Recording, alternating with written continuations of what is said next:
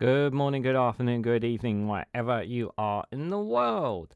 This is REGANELITE here with part 2 of the Snowflakes Talks Labour Party Manifesto 2024. Part 2 of it. Date and time is the 19th of June 2024 at 12 p.m. UK time. We are dual streaming here on YouTube and twitch.tv as well. How are you guys doing? I hope you guys are all well. Apologies if you guys were waiting for some kind of notification of me being on Geoscopes. It was all last minute, so I did not have time to get a community post or anything out there to inform you guys. So, but if you do want to see it, myself, Graham Hughes, and Bowler Hatman, Ollie, Bowler Hatman, talking about world politics and whatnot, you can check that out on Politics Social channel. And let me know what you guys thought. I will plug it again tonight on the Snowflake Watch live stream. Most of the live stream tonight will be talking about the Channel 4 debate that took place yesterday. Guys, we'll be covering some of that tonight on the Snowflake Watch. And I'll try and put in some stuff from Gaza from last week as well, because I do want to talk about that. Right. Before I get going, because I had some other issues. I had something I needed to take care of right before I went live, which did not help as well. So, which is why there was a slight delay. So who have we got here today? One Angry Pagan is here. Or Harold the Badger. Zoom Banker is here as well. Good to see you, buddy. Hope you're doing well. Mad Monk is also here as well. Good to see you guys all. Hope you're all doing well. Yes, I'm here in the SMP manifestos come out today. Another manifesto for me to cover. Oh boy. Yeah. Gonna have to find time for all these for covering these manifestos. But I'm sure I will come to it at some point. If not this week, probably next week. I still have reforms to cover. I've decided I'm going to cover Plaid Cymru's, and I will be covering Count Binface's manifesto as well. No, I'm not joking. I am going to cover it, even though it's a weird video. I'll probably do it as a short video, just to kind of shake things up on the channel, bit of fun and whatnot. So we got to on the Labour manifesto. It was quite interesting of some of the stuff that we covered already. So this part, obviously, we're looking at the taking back our streets here. So we're going to be obviously looking at the last lots of this manifesto. The healthcare, police and security, serving the country, Britain Reconnected, their physical plan, and breaking down barriers and opportunities. That's the parts of this we're going to be reading into. If you want to know about some of the other parts of the manifesto for Labour, you can check that out in part 1. This is part 2 of it as well. So let's have a gander, guys. So obviously this one about how Labour will take back our streets, crack down on antisocial behaviour with more neighbouring police. Tough new penalties for offenders, a plan to get knives off the streets, and a specialist rape unit for every police force, and a new network of future hubs. So, a lot of this is mainly a lot of talking. There's just a lot of waffle here, guys. If you want to have a read and pause, you're more than welcome to. Link for the manifesto is in the description if you want to have a look, but not going to run through all of that. Right, so visible neighbourhood police. Let's go with this one. So, visible neighbourhood policing was the cornerstone of the British consent-based model. In too many areas, it has been eroded, leaving the police a reactive service, a focus on crisis response, rather than preventing crime. Labour will introduce a new neighbourhood police guarantee, restoring patrols to our town centres by recruiting thousands of new police officers. Police and community support officers and special constables, communities and residents will have a named officer to turn to when things go wrong. So trying to go towards down the... Hi, Kevin Grant, good to see you, buddy. Trying to go down this community theme, which I think everybody wants, to be fair, with the exception, I don't know about Conservatives and Reform, we'll just say no. Doubtful on them. But I do think we do need to try and bring a bit more community vibe to it. I've spoken on numerous occasions about how the problematics of the police force, and I do think that that without a doubt the issues around the link between communities and police is pretty much severed, and obviously Labour want to try and rebalance that. Whether they will be able to, I'm very doubtful at the moment, but it's like it's good on words, but it's a case of how you bring that together. So these new recruits will be paid for by tackling waste through a new police efficiency and collaboration program for England and Wales. The program will set nationwide standards for procurement and establish shared services and specialist functions to drive down costs.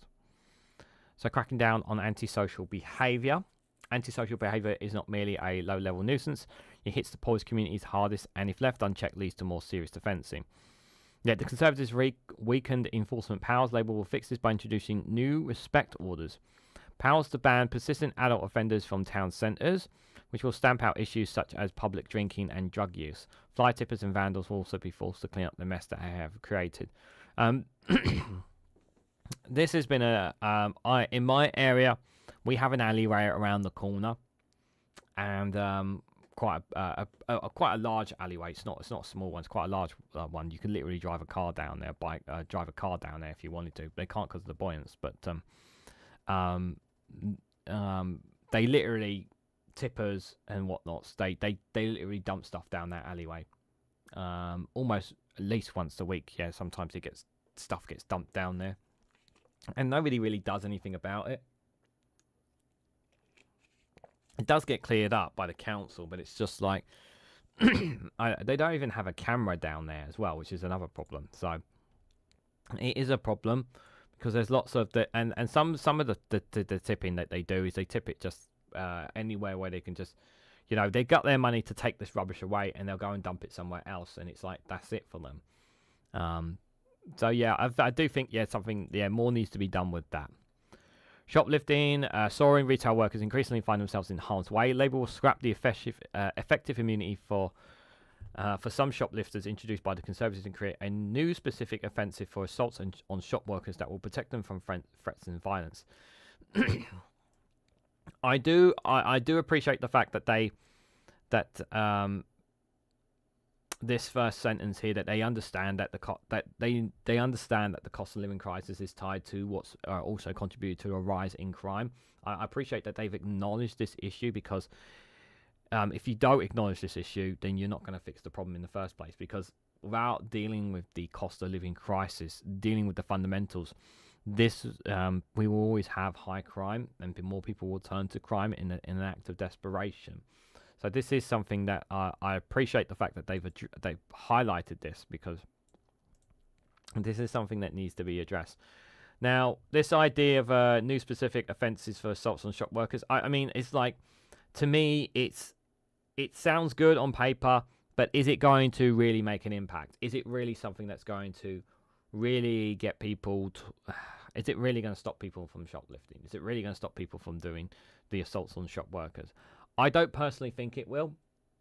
I'd like to be proven wrong, because I always want, as someone who's worked in retail, I always care, very much care about the well-being of shop workers, and they're just there to do a job. They're not there to get in fights and whatnot. They're there. They have a job, in that shop to do, and it's not right that they should face any kind. It's bad enough that they face terrible abuse, but when it comes to assault, like, it's just, if it helps deter them, great, but I don't think it does, because some people just don't care, sadly. Knife crime. Now, there was actually something before I actually mentioned this. There was there was a story, I think it was on Channel 4, where they were talking, or on the BBC actually, talking about gun crime was becoming a bigger, just as big of an issue now. It's been on the rise and not really talked about enough. We talk a lot about people with knives, but we're not talking enough about guns. There is a rise in guns, possession of guns now, in especially in London, that needs to be addressed as well. So I would like to see more stricter, more tougher regulation when it comes to guns. Satoshi, good to see you, buddy. Hope you're doing well. But knife crime has been rising for a decade, claiming far too many young lives. It is a national crisis requiring urgent action. Yet under Conservatives, too often, when a teenager is found with a knife, nothing happens and carrying a knife becomes normalised. There are virtually no service for vulnerable teenagers at risk of being drawn into a life of violence. The next Labour government will change this. We aim to halve knife crime in a decade. So Labour will end the practice of empty warnings by ensuring knife carrying triggers rapid intervention and tough consequences. Every young person caught in possession of a knife will be referred to the youth offending team and will receive a mandatory plan to prevent reoffending, with penalties including curfews, tagging and custody for most serious cases. To get knives off our streets, Labour will ban ninja swords, lethal zombie-style blades and machetes, and strengthening rules to prevent online sales. Executive online companies that flout these rules will personally be held to account for tough sanctions. So give me 1 second. I've got a door that keeps creaking in the other room. It's driving me mad. 1 second.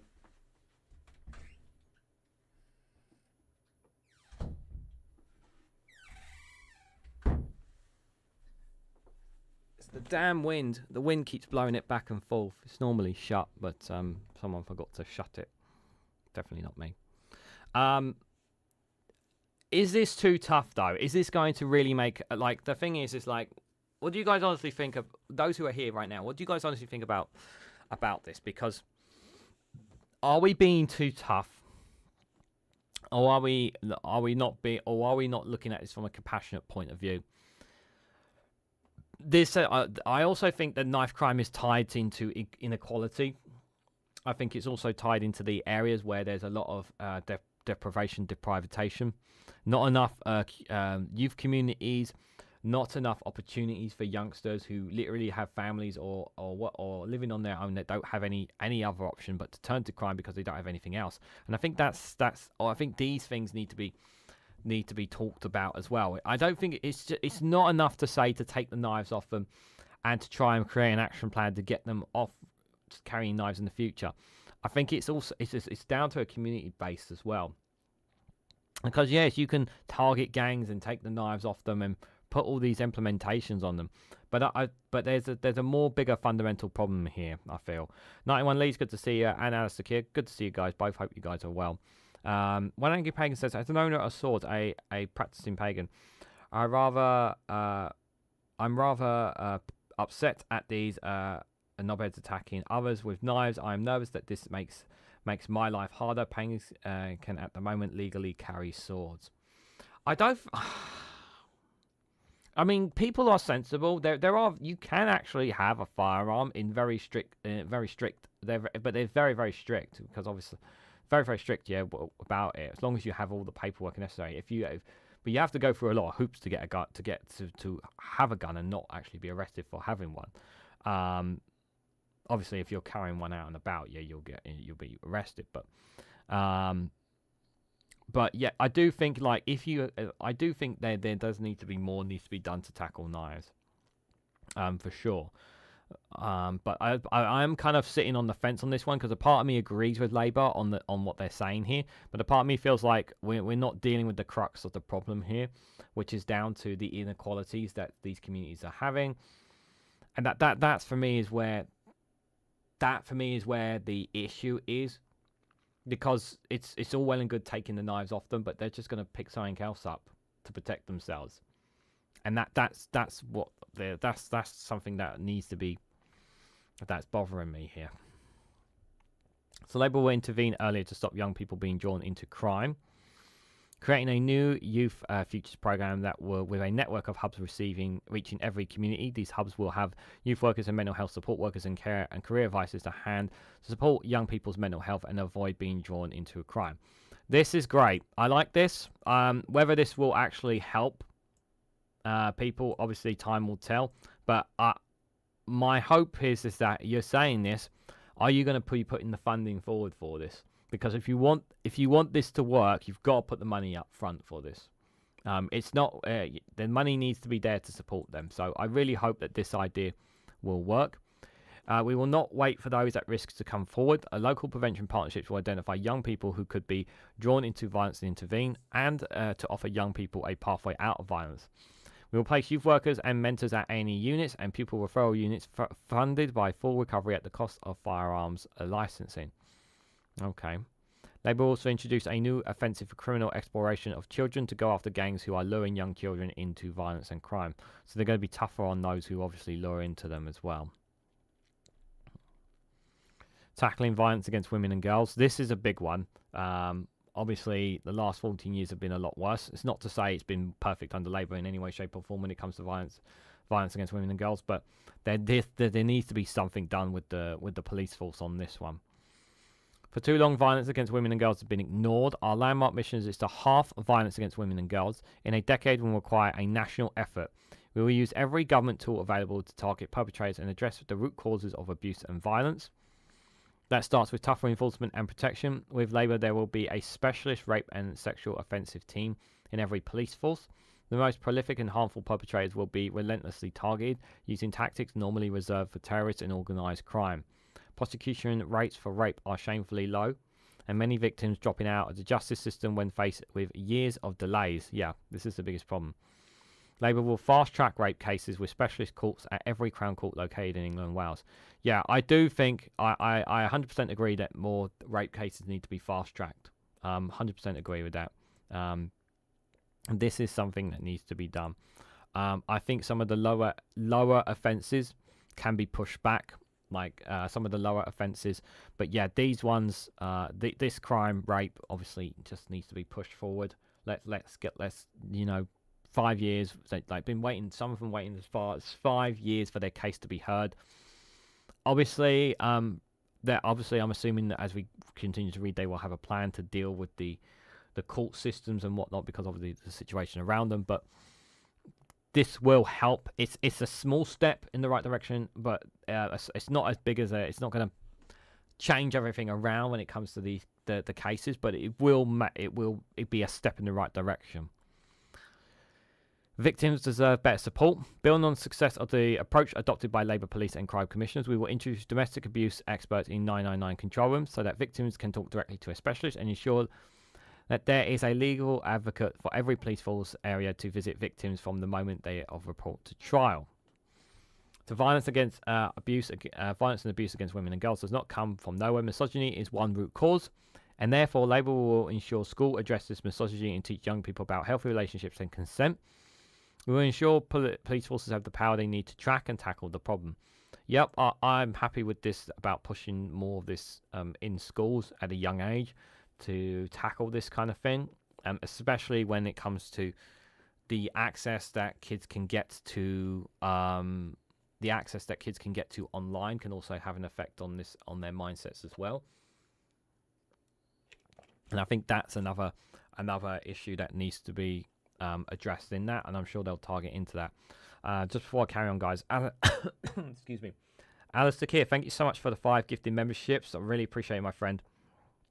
Thank you always for your support. I really appreciate it.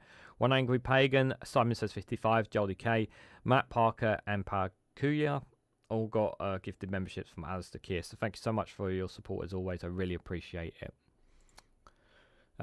Stalking has not been treated with the seriousness it deserves. Labour will strengthen the use of stalking protection orders and give women the rights to know the identity of online stalkers. Spiking is a devastating crime for victims, leaving many women feeling vulnerable when they go out. Labour will introduce a new criminal offensive for spiking to help police better respond to this crime. We will strengthen the rights and protections available to women in cohabiting couples, as well for whistleblowers in the workplace, including on sexual harassment. Yeah, all this stuff. I'm more than happy. I'm happy with all this stuff. Yeah, because more of this needs to be done, protecting women and girls. I just hope again, it will take time to tackle this, but I do believe they will make improvements on this much better than the Conservatives. So better policing. So under the Conservatives, poor policing performance has been tolerated, with police spending years in special measures. Trust in the police has been undermined by the appalling acts of some officers. Labour will turn the page and raise standards by reforming the police. I've said this about the reforming the police force has not been working. So I'm very sceptical about reforming the police that will benefit. So Labour will give His Majesty's Inspectorate and Constable Fire and Rescue Service new powers to intervene when failing forces. We will introduce a mandatory professional standard on vetting, checks and misconducts for individual officers, and stronger training on racism and violence against women and girls. Anyone with a history of violence against women and girls will be barred from the service, and will introduce automatic suspensions if officers are investigated for domestic abuse and sexual offences. Particularly cases is required when investigating children. Labour will introduce new legal safeguards around strip searching children and young people. Yeah, this why. Yeah, if there is, I don't understand why we didn't have safeguards about this in the first place. Like that story about that young girl, I think it was in a school by a police officer. It was absolutely shocking, absolutely disgusting. That really made me sick to my stomach. It really, really did. Fraud accounts for almost 2 in 5 crimes, but the Conservatives have failed to respond to the scale of the challenge. Labour will introduce a new expanded fraud strategy to tackle the full range of threats, including online, public sector and serious fraud. We will work with technology companies to stop their platforms being exploited by fraudsters. Criminals never stop looking for new ways to target victims. Police must change the way they operate too, with technology and investigating techniques to keep pace with modern threats. We will work with national police bodies and police staff to standardise approach to procurement, IT professional standards and training, and we will ensure that the service is organised so as the enable investment in specialist capabilities, such as digital forensics, and to more effectively tackle cross-border issues such as serious organised crime. Yeah, I like all this stuff. The one thing I don't like about that, I've said this before in the other video, but you know, I wish they would put this bit more into bullet points than just kind of putting it all in like paragraphs like this. Labour has serious and credible plans to take back our streets, with ambitious missions to halve serious violence, including knife crime, finally tackle the scourge of violence against women and girls, and rebuild public confidence on policing and getting bobbies back on the road. These plans will require us to do things differently and to work hard to beat better protection in our communities. But they can only happen if you vote for them. That was from Gavin Chalmers, the former Detective Chief Superintendent and the former President of the Police Superintendents Association, there with his comments.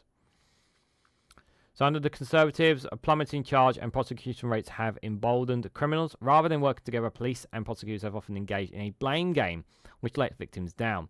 So Labour will reverse this, driving up the proportion of crimes solved by reducing barriers and bringing charges. Cutting bureaucracy and improving collaboration will make it easier for high-performing police forces to charge domestic abuse suspects to speed up the process. Labour recognises recruitment challenges, particularly for detectives, so we will roll out direct entry schemes for detectives to boost investigation skills. There is also a small matter that might be their wages as well. I don't know if their wages are strong enough.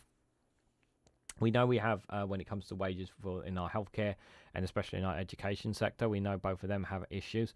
So I don't know if wages, the police officers' police wages are suitable at the moment for them, because that might be something that may put them in the training and they may end up working somewhere else possibly.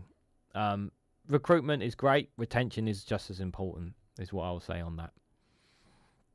So a justice system that puts victims first. So after 14 years of neglect, the criminal justice system is broken. Yeah, they broke it. Victims waiting months, somewhat years, for their case to come to trial. Unable to move on with their lives, an initial step to address the court's backlog, Labour will ensure more prosecutors are available by allowing associated prosecutors to work on appropriate cases. Okay, that's a start. You introduce new protections for victims of crime and persistent antisocial behaviour by increasing the powers of the Victims Commissioner and ensuring victims can access the information and support they need. Even when criminals are found guilty, the sentence they receive often do not make sense either to victims or the wider public. This is particularly worrying for offenders against women and girls. So Labour will carry out a review of sentencing and ensure it is brought up to date. It's a start to the criminal justice system, but obviously a lot more needs to be done. It's a start, I would say, this here, but I kind of wanted a little bit more detail about this, about what they're going to do here. But I do appreciate that they are doing something here, but it's not a lot in my opinion. Getting a grip on our prisons and reducing reoffending. Yeah, this is a big one as well. Prisons in England and Wales are in crisis. Conservatives' failure to build sufficient places had led to overcrowding and chaos. Judges are being advised to delay sentencing. Prisoners are being released early and fewer dangerous criminals are locked up because of a lack of space. Labour recognises that prisons are part of national importance and therefore will use all relevant powers to build the prisons that so badly needed. Is it a case that we just need more prisons, or is it a case that we need to change some of the criminal fencing on some of these laws? Do we need to build, like, I know the Conservatives promised 4 new prisons. Do we need more prisons? I in a serious question. I think we do because of our increasing population. But are we doing enough when it comes to reforming? One Pagan says both. The question is where you build these prisons, because wherever you build them, you're going to upset in wherever it's local to, unless you put it on an island. But then you'll upset the people on the island if there's people there as well. So as a result of overcrowding, our prisons are increasingly dangerous, plagued by drug use and violent disorder, putting prison officers in a dangerous position, far from being placed where offenders are punished and rehabilitated. Prisons are a breeding ground for more crime. Prison leavers are more likely to reoffend if they do not have the tools to move away from that crime, if they have nowhere to live and they do not have a job on release. Yeah, they need, when they are released, they need to have a direction of where they want to go, what they want to do, and how to pursue that goal. If you set them on a certain mindset, to focus their mindset on something, a goal, an achievement, a goal, an objective, a target, that can help them. But if you just release them and they haven't had the best rehabilitation, or they haven't been given clear guidance and they've just been released from prison, they don't have anywhere else to go, well, what are they going to do? They need to be that clear path for them. So I do agree that needs to be done. So Labour will act to reduce reoffending. We will work with prisons to improve offences access to purposeful activity, such as learning and ensuring that we create pre-release plans to those leaving custody. We will support prisons to link up with local employers and the voluntary sector to get ex-offenders into work. The children of those who are in prison are at far greater risk of being drawn into crime than their peers. We will ensure that those young people are identified and offered support to break the cycle. Now, this idea here, this may help shore up some employment spots in certain sectors in work here. So there may be some jobs where it just requires a bit of manual labour, not really requiring too much experience. If they can get some employers and businesses to work alongside with certain prisons and certain things, that could also help up in terms of some numbers, in terms of in some of the workforces potentially. It's not a lot, I know, in terms of the situation that we have and the working numbers, but it could help there as well as getting them out of crime and into a working life as well. 14 years of chronic reorganisation. The National Probation Service is struggling to keep the public safe. A lack of coordination between prisoners, probation, and other local services also means prison leavers are not getting the right support, raising the risk that they will go straight back into crime. In some areas of the country, we have seen Labour mayors pioneering a more joint-up approach to reduce reoffending. In Greater Manchester, probation is linked up with housing and health service to ensure offenders leaving custody receive the support they need. Labour will conduct a strategic review of probation governance, including considering the benefits of devolved models. So under the Conservatives, too many victims of historical injustices have added insult to added to injury by years without legal delays. Without justice and the truth, victims and their families cannot move forward. Labour will right this wrong, acting on the findings of the infected blood inquiry and responding to the findings of the Grenfell inquiry and the COVID-19 inquiry, and to ensure swift resolution. Labour will introduce a Hillsborough law which will place a legal duty of candour on public service and authorities and provide legal aid for victims and disasters or state-related deaths. We will ensure the victims of the appalling Windrush scandal have their voices heard and the compensation scheme run efficiently, with a new Windrush commissioner. Labour will also ensure through an investigation or inquiry the truth about the events at Ongrove comes to light as well. Says also that Labour will stop the chaos and lets too many criminals act with impunity, turn the page with stronger policing, rebuild our criminal justice system. I really hope they do stick to all this. Obviously, the COVID inquiry, yeah, I believe they will respond to that. The infected blood scandal, obviously, that's going to be another one. And the Grenfell inquiry, yeah, all these inquiries. Labour just needs to say what needs to be said and ensure what compensation need to be had at the end of these. You know, these inquiries need to be done, and when they are done, the recommendations from them need to be implemented so that we can move on from them, because it's not right on the victims more than anything else on this situation. Most of these plans are likely to be more fished but out once in government, says one angry pagan. When I was 15, I was attacked by 3 guys. It can be very flamboyant. Their mistakes was I was a tough guy. Brother army training passed on to me helped. I ended up in a holding cell overnight, says Stephen Banker. I was traumatized as I had claustrophobia issues. Yeah, I have never been jumped, and I don't ever want to know what that's like. And obviously, my cousin of mine, I remember a story about him. He was on his way home and he got jumped. And the only reason he didn't know that he was getting jumped was because he had his headphones in. He had his headphones in, so he couldn't hear them coming, so he couldn't respond. But luckily, you had the training you needed to defend yourself. But still, it was still a very horrifying, traumatic experience for you. I say to people actually now, whenever I come back late for whatever, if I'm traveling on my own, I don't listen to. I pull my headphones out before once I go up certain streets near my home, because of the possibility of getting jumps. I know it sounds silly, but it's still always in the back of my mind.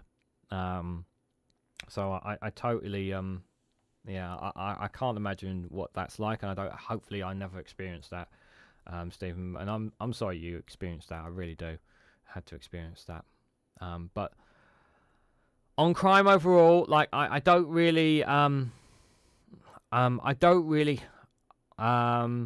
have an issue with any of what Labour are saying here. I'm actually pretty happy with it. I think what they're saying is pretty good. And I like that they're mentioning and talking about rehabilitation. They didn't say a lot about more than when it comes inside the prisons. So I think we have to wait and see a bit more in that, because we've talked a lot about the here on the channel about some of the issues with the prisons, inside the prisons, and how chaotic they are. And I don't think it's just a case of just building more prisons. There needs to be fundamental reforms, because the other thing as well is that a lot of people who work in these prisons just don't feel the need to, don't want to stay in that job anymore. And those who they train up and start up into the prison, into working in prisons, a lot of these prison guards and that, you know, it's not worth them being a part of the prison service when they're finding themselves getting attacked or whatever consistently, and they're not getting the support and the help they need as well. So and a lot of those experienced prison officers who've been a part of the service for a long time have gone and just not come back as well. So there's a lot more about the prison service than he needs to deal with, and they haven't really opened up enough about that. So I do think there needs to be more on that. One Angry Pagan says, I got jumped because I was a metalhead gothic rocker and have been jumped for my pagan get up. This is why I have half certain views about self-defense laws. Part of me does feel like that maybe I should do some kind of self-defense training or something to defend myself. Certainly I should look into something like that.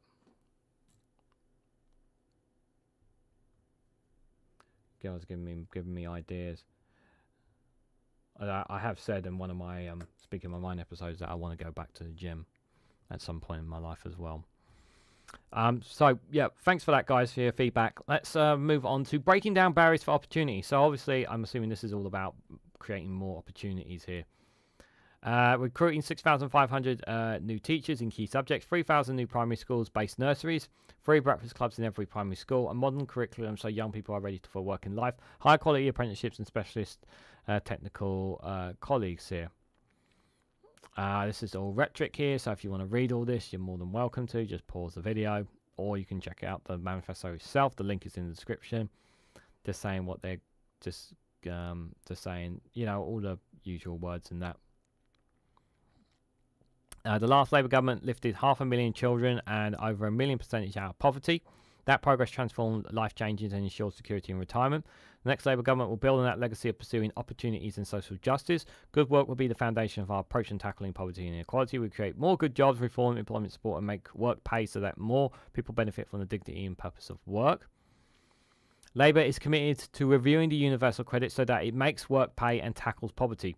We want to end mass dependence on emergency food parcels, which is a moral scar on our society. Child poverty has gone up by 700,000 under the Conservatives, with over 4 million children now growing up on low-income families. Last year, 1 million children experienced destitution. This only harms children's lives now. It damages their future prospects and holds our economic potential as a country. So Labour will develop an ambitious strategy to reduce child poverty. We will work with the voluntary sector, faith organisations, trade unions, business, devolved and local governments, and community to bring about change. We will take initial steps by confronting poverty by introducing free breakfast clubs in every primary school, protecting renters from arbitrary evictions / fuel poverty, banning exploited zero-hour contracts, and improving support to exploitive zero-hour contracts, and improving support to get people into good work. I've spoken before about the free breakfast clubs. I just kind of wish it was done for lunch as well. No child should ever go hungry. That should be every child across the whole UK. Not just primary school, but every single level of school. There should never be an issue with this. Protecting renters from arbitrary eviction. I think we know how out of order it is right now for renters. They really are getting completely poorly managed. Slashing fuel poverty, banning exploited zero-hour contracts. The key word there is exploited, so it doesn't say they're not banning zero-hour contracts. It's very key word in there. So if you are someone who wanted zero-hour contract abolished, that is not what they're offering there. System of state, private and workplace pension to provide the basis for security in retirement. Labour will retain the triple lock for the state pension. We will also adopt reforms to the workplace pensions to deliver better outcomes for UK savers and pensioners. Our pension review will consider what further steps are needed to improve security in retirement, as well as to increase procurement investment in the UK economy. Security also means having a secure roof over your head. That is not the case for too many renting their homes privately. Labour will legislate where the Conservatives have failed, overhauling the regulation of the private rented sector. We will immediately abolish the Section 21 no-fault evictions. Yep, needs to be done straight away. Which prevents private renters being exploited and discriminated against, empowering them to challenge unreasonable rent increases, and take steps to decisively raise standards, including extending Arab's law into the private sector. Labour will take decisive action to improve building safety, including through regulation. We will ensure we never see a repeat of the Grenfell fire. We will review how to better protect leaseholds from costs and take a step to accelerate the pace of remediation across the country. We will put renewed focus on ensuring that those responsible for building safety crisis pay to put it right. Yeah, there's too much waffle about who was ultimately responsible for the Grenfell fire. There's way too much waffle about it. Needs to be, what happened there needs to be addressed, and yeah, there shouldn't be any more of that material. But I still think, yeah, the Conservatives have been slow on that, so Labour need to press on from that. Too far from too many leaseholders, the reality of home ownership falls woefully short of the dream that were promised. Labour will act where the Conservatives have failed and finally bring the feudal leasehold system to an end. We will enact a package of law commission proposals on leasehold enfranchisement. That's a weird word. Right to manage and common hold. We will take further steps to ban new leasehold flats and ensure common hold is the default tenure. We will tackle unregulated and unaffordable ground rent charges, and we will act to bring injustice of leasehold private housing estate and unfair maintenance costs to an end. The last Labour government made huge strides in ending homelessness. Under the Conservatives, that progress has been undone, with rough sleepers at an all-too-common sight for our towns and cities, and a sharp rise in hidden homelessness. Yep. Building on the lessons of our past, Labour will develop a new cross-government strategy, working with mayors and councils across the country to put Britain back to track on ending homelessness. I hope so. That will tie obviously into housing. That will. High quality early education and childcare is a crucial opportunity to transform life changes. Too often it is unavailable and unaffordable. As an initial step, that's the key word there, step, Labour will open up an additional 3,000 nurseries through upgrading space in primary schools to deliver the extension of government funded hours families are entitled to.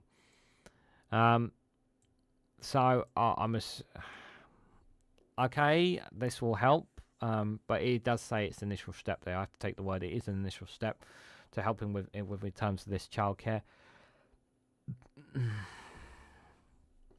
Why am I skeptical about this? I'm just like, is this like is this going to be money directly from the government, or is this going to be money that's going to be given to the schools in order for them to fund this? That's the question that I have there. Supporting children in the early part of their life also means giving parents the flexibility they need to care for their children. Labour will review the parental leave system so it best supports working families within our first year in government. Every child should have a loving, secure home. Labour will work with local governments to support children in care, including through kingship, foster care and adoption, as well as the strengthening regulation of the children's social care sector. Sadly, too often we see families falling through the cracks of public service. Labour will improve data sharing across services and with a single unique identifier to better support children and families. Labour is determined to raise school standards for every child and ensure that they are prepared for the future. Most children attend schools where the Conservatives are failing to provide the support and teaching that they need. Labour will end the VAT exemption and business rates relief for private schools to invest in our state schools. Yes, this will help address some of the misbalance between state and private schools, because the funding between the two is just it's completely unfair. The gap has widened pretty much since 2010 on that.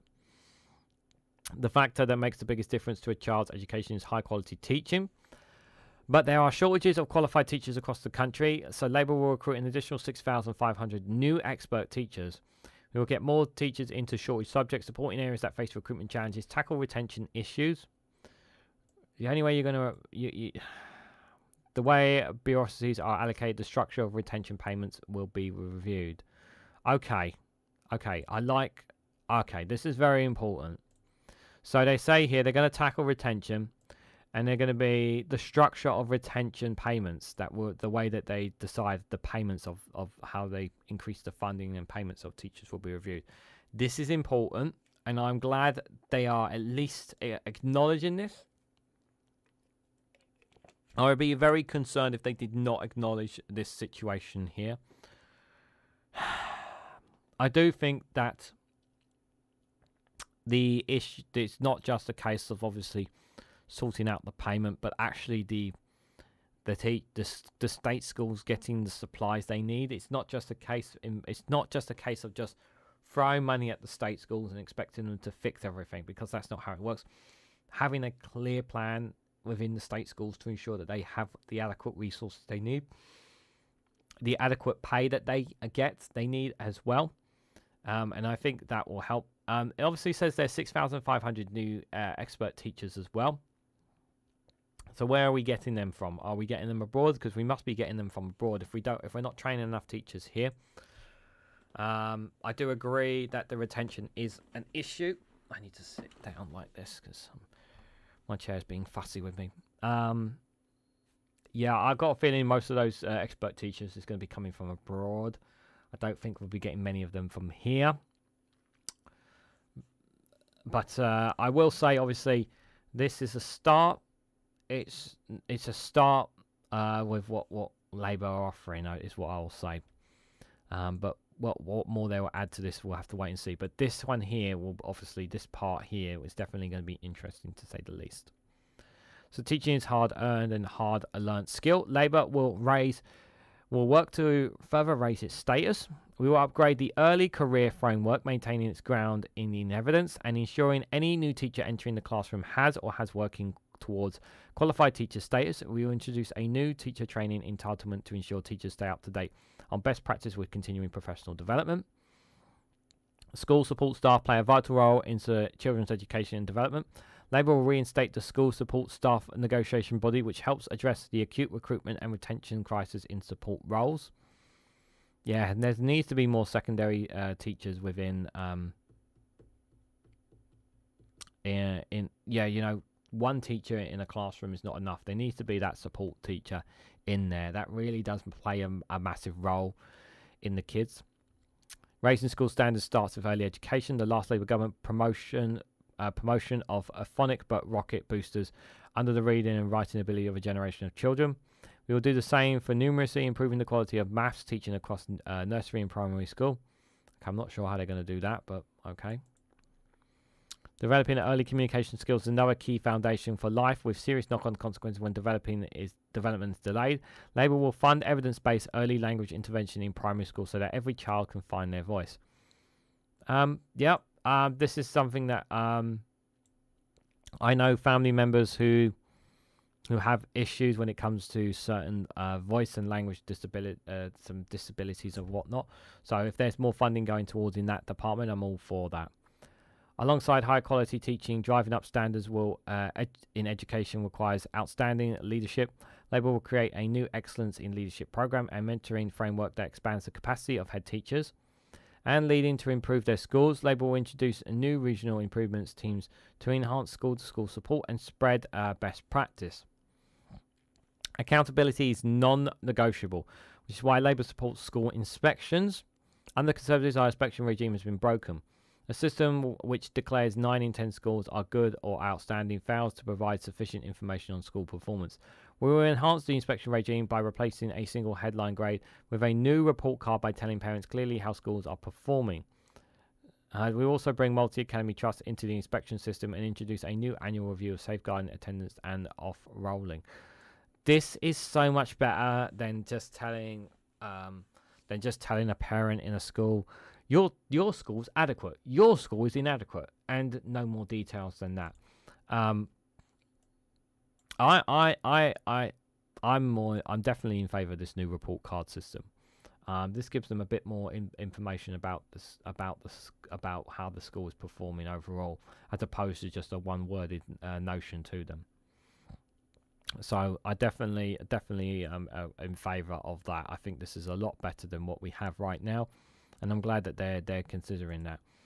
There are many teachers who are currently unemployed too, says One Angry Pagan. Yeah. I hope I never have to live under a Tory government again, says Gary Arnold. Good to see you, Gary. Hope you're doing well. Yeah, I hope so as well. Every child should have a broad curriculum with an excellent foundation in reading, writing and maths to support a developing essential digital speaking and creative skills. Yet today, too many are missing out. So Labour will launch an expert-led review of curriculum and assessment, working with school staff, parents and employers to change this. Okay. Our reform will build on the hard work of teachers who have brought their subjects alive with the knowledge risk syllabus to deliver a curriculum which is rich and broad, inclusive and initiative. To capture this brief, our review will consider the right balance of assessment methods whilst protecting the important role of examinations. Too often our education and care systems do not meet the needs of all children, including those with special education needs and disabilities. And this is something a bit more personal to me. Labour will take a community-wide approach, improving inclusivity and expertise in mainstream schools, as well as ensuring special schools cater to those with the most complex needs. We will make sure admissions decisions account for the needs of communities and require all schools to cooperate with their local authorities on school admissions, SEND inclusion and place planning. Yeah, someone who went to a special education special education school. Well, it was an EBD school, is what it was called, Emotional Behaviour Difficulty School. I know how important these kinds of schools are for people with certain disabilities and challenges that they have. These are really important, and a lot of these kids, without a shadow of a doubt, under the Conservatives, have lost out on the same things that I had when I was in school. Definitely, I think I definitely felt, looking back, what I hear about from some of the kids, how they're kids, in this day and age in the last 14 years compared to even, like, I know Blair and the Labour government had their problems, but I felt like many people had a decent education during that period as well. So yeah, I really do take what's said there very, what they say on. It really is a quite personal one, thinking about that. Too many children's life chances are being. Oh, sorry, he's jumping all over the place. Too many children's life chances have been scarred by rising poverty, and too many arrive in school not ready to learn, and too many are absent. Breakfast clubs improves behaviour, attendance and learning. Labour will fund free breakfast clubs in every primary school accessible to all children. Our breakfast clubs will support parents through the cost of living crisis. We will also bring down the cost of schools by limiting the number of branded items of uniforms and PE kits that schools can require. This will help with the costs. That's something I'm all for, agreeing with in terms of reducing the cost on that. Now, my biggest gripe here is, while I'm totally, and I really have to, really does upset me here, is that while I am completely in favour of what Labour are doing here, funding free breakfast clubs to every primary school, why are we not doing this for any other ages? Why are we only doing this for primary schools? Why are we not doing this for lunchtime? Why are we not doing this for dinner time? Why are we not guaranteeing that children are getting guaranteed a free meal? Why are we not guaranteeing that for our children's future? For me, this should not even be a discussion. And funding should not be a discussion on this matter either. If you have a problem with people, with taxpayer money going towards ensuring that the kids, the future of our generations, are fed, I'm afraid you're the one who's the problem here. This is good, but it's nowhere near enough that I want. I think it should be expanded across all schools, secondary and third. I think that should be so that it will also save money. It will save money on all parents. I think it should as well. That two breakfast and lunch in schools will make a massive difference. A massive difference. Just giving them that assurance is that guarantee that they will get that meal, and the parents don't have to put their hand in their pockets and whatnot. Also, as well, when it comes to packed lunch and when they barely have anything, like all that stuff, really, it's good. It's just not enough for me. I feel it should be more. That's how I personally feel about it. So while I do support what Labour are doing there, I just don't think it's enough. Poor mental health is another barrier to learning. The struggles to access support is paralysing children and young people through their formative years. So Labour will provide access to specialist mental health professionals in every school. So every young person has access to early support to address problems before they escalate. This will complement our plan for young future hubs, which will make sure every community has an open access hub for children and young people to drop in mental health support. This is good. As somebody obviously who suffers from mental health, I'm all for this. I think this is very good. This could be the difference between some kids going down the wrong path when it comes to being able to manage their mental health or not, especially someone being on site to have that with the children right there and then can really help make the difference, and it could help them keep their focus on the education in front of them that they need. So I'm definitely am all for this. I'm all for that without a shadow of a doubt. Reforming further and higher education. Blaming the Conservatives here. So Labour will address this by bringing forward a comprehensive strategy for post-16 education. We will guarantee training, an apprenticeship, or help find work for all 18 to 21-year-olds. We will establish Skills England to bring together businesses, training providers, and unions with national and local government to ensure that we have high-trained workforce needed to deliver Labour's industrial strategy. Skills England will formally work with Migration Advisory Committee, interesting, to make sure training in England accounts for the overall needs of the labour market. And we are committed to devolving adult skills funding to combined authorities, empowering local leaders to have greater control of skills in development in their areas, alongside a greater role in supporting people into work. Skills England will coordinate between local areas to ensure everyone can access all the opportunities. Sorry, I'm just getting a message on my phone. Sorry, and all the opportunities available. Yeah, I'm all for this kind of stuff. You know, more cooperation between businesses, organisations, unions, all that stuff. I'm all for that. So Labour will transform further education colleges into specialist technical excellent colleges. So these colleges will work with businesses, trade unions and local government to provide young people with better job opportunities at the highest training workforce that local economies need. Again, I like this, but there's not really too much detail. It just says about more working together sort of thing. Labour will also reform the Conservatives' broken apprenticeship levy. The current rigid rules ignore vital skills and training needed to access apprenticeship. So Labour will create a flexible growth and skill levy, with Skills England consulting on eligible courses to ensure qualifications offer value for money. So Labour will continue to support the aspirations of every person who meets the requirements that wants to go to university.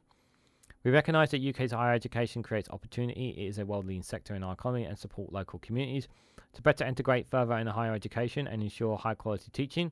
Labour's post-16 skills strategy will set out the roles in different providers and how students can move between institutions, as well as strengthening regulation.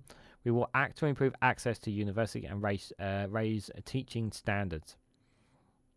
The current higher education funding settlement does not work for the taxpayer, university staff or students. Labour will act to create a secure future of higher education and the opportunities it creates across the UK.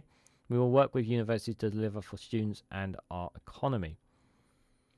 Mark, good to see you there, buddy. Hope you're doing well. The difference between Scotland and England is so apparent, says Stephen Banker. Yeah, it is. It's about walking before we can run, says One Angry Pagan. Yeah. Access to arts, music and sport. I'm very much in favour of this. With Labour, the arts and music will no longer be preserved for the privileged few. Culture is an essential part of supporting children and young people to develop creativity and find their voice. There is a potential for growth in the creative industry that benefits every corner of the UK.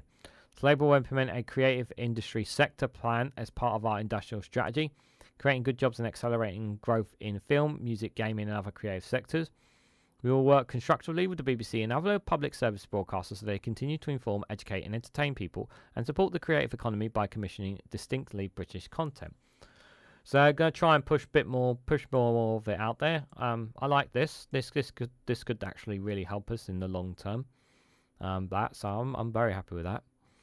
Labour will support children to study a create or vocabulary subject until they are 16 and ensure accountability measures reflect this. We will get more children active by protecting time for physical education and supporting the role grassroots clubs are playing in expanding access for sport. So Labour will improve access to cultural assets by requiring publicly funded national museums and galleries to increase the loans they make from their collections to communities across the country.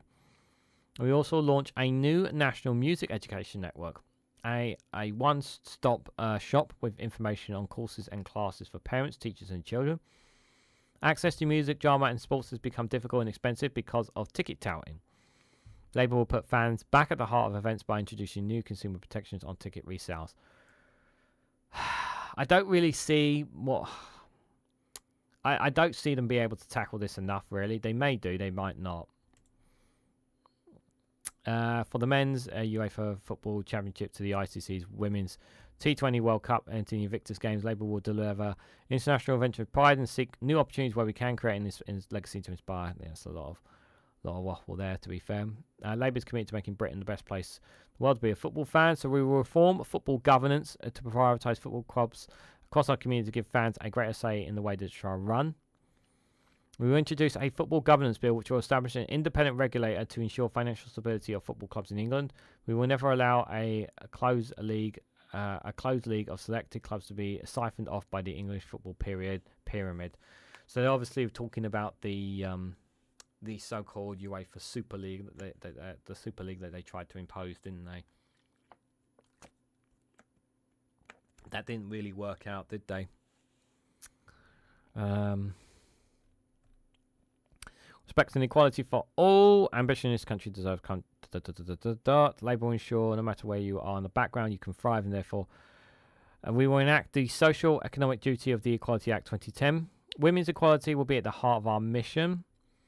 Plans to make work pay and transform the lives of working women, including by strengthening rights to equal pay and protections from maternity and menopause discrimination and sexual harassment. And Labour will take action to reduce the gender pay gap, building on the legacy of Barbara Castle Equal Pay Act. Labour will introduce a landmark Race Equality Act to enshrine the law the full rights to equal pay for Black, Asian and other ethnic minority people, strengthen protections against dual discrimination and root out other racial inequalities. Labour will also reverses the Conservatives' decision to downgrade the monitoring of anti-Semitic and Islamophobia hate. So Labour is committing to champion the rights of disabled people and the principles of working with them. With that in their views and voices, we're at the heart of all we do. We will introduce the full rights and equal pay for disabled people, building on gender pay gap reporting, introduce disability and ethnic pay gap reporting for large employers. We will support disabled people by work by improving employment support and access to reasonable adjustments. We also tackle the access to work backlog to make sure people can try out a job without fear of an immediate benefit reassignment if it does not work out. This is very, very important to ensure that they don't have the fear of their cuts being taken away there. I think that's really, really important. Delivering opportunities for all means, and that everyone should be treated with respect and dignity. Labour will protect LGBTQ+ and disabled people by making all existing strands of hate crime an advocate offence. Yep, absolutely. So-called convention therapy is abuse. There is no other word for it, so Labour will finally deliver a full trans-inclusive ban on conversion practices while protecting the freedom for people to explore their sexual orientation and gender identity. Yep, let people be themselves is the simple message there. We also modernise, simplifies and reform the intrusive and outdated gender recognition law into a new process. We will remove indignities for trans people who deserve a reconciliation and acceptance, while retaining the need for a diagnostic of gender dysphoria from a specialist doctor, enabling access to the healthcare pathway. Labour is proud of the Equalities Act and the rights and protections it affords women. We will continue to support the implementation of single-sex extensions. Labour will stop the chaos, end the failure and division of the last 14 years, turn the page and ensure everyone can thrive. This is definitely... I like all this stuff. I'm glad that they've addressed this. And to say that we're going to undo a lot of the crap that the Conservatives are going to try and do, I think that's really, really important, guys. Because they want to obviously divide more people without a shadow of a doubt. Just before we go to the next video, guys, we're going to take a quick little break. I've got a funny video for you guys because we've gone over an hour long. This looks like this might be going 3.5 hours potentially if we've only just gotten through 2. And we still got at least 3 big ones more, so this could go for another hour or 2, or even 2 possibly. So because I do want to wrap up as much of this as I can. Guys, if you haven't already, please hit the like button. We greatly appreciate it. Share it across social media so others are notified of this video. And if you haven't already, please subscribe, because it really does help support the channel. I'm not far off at the time of this recording. About 1,000, I'm near, I'm about 1,489 something subscribers. So I'd like to hit that 1,500 mark if possible. So if you're not a subscriber, please consider subscribing and help me get over that line. It'd be greatly appreciated. So I've got a nice funny video for you guys. It's about just over a minute long. It's from a couple of weeks ago, but hope you guys enjoy this one here. It's from Nadine Skinner's comedy. It's the general election forecast with Angela Rayner.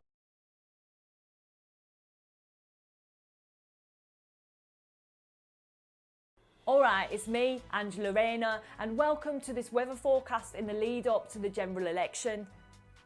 Now, unfortunately, it would appear that the Conservatives are drowning in torrential pissing rain, and it's spreading across all areas of the country. It's like a tsunami out there. 3-foot flash floods. You can barely see Rishi Sunak. Nothing to get wet about there. But for Labour though, things are heating up. Wow, I'm getting hot just thinking about it. I need some sunscreen. It's dangerous for us redheads. Even areas of the country that don't usually get the heat are heating up. Manchester, scorchio. Blackpool, scorchio. West Midlands, scorchio. Everywhere, scorchio. Wow, I'm getting hot again. Not a cloud in the sky. We're ready to take it to the beach and ride this heat wave. Things will only get better. Conservatives, watch out for the cold front. Back to the studio. Whew. Oh gosh, I'm going to take it all off.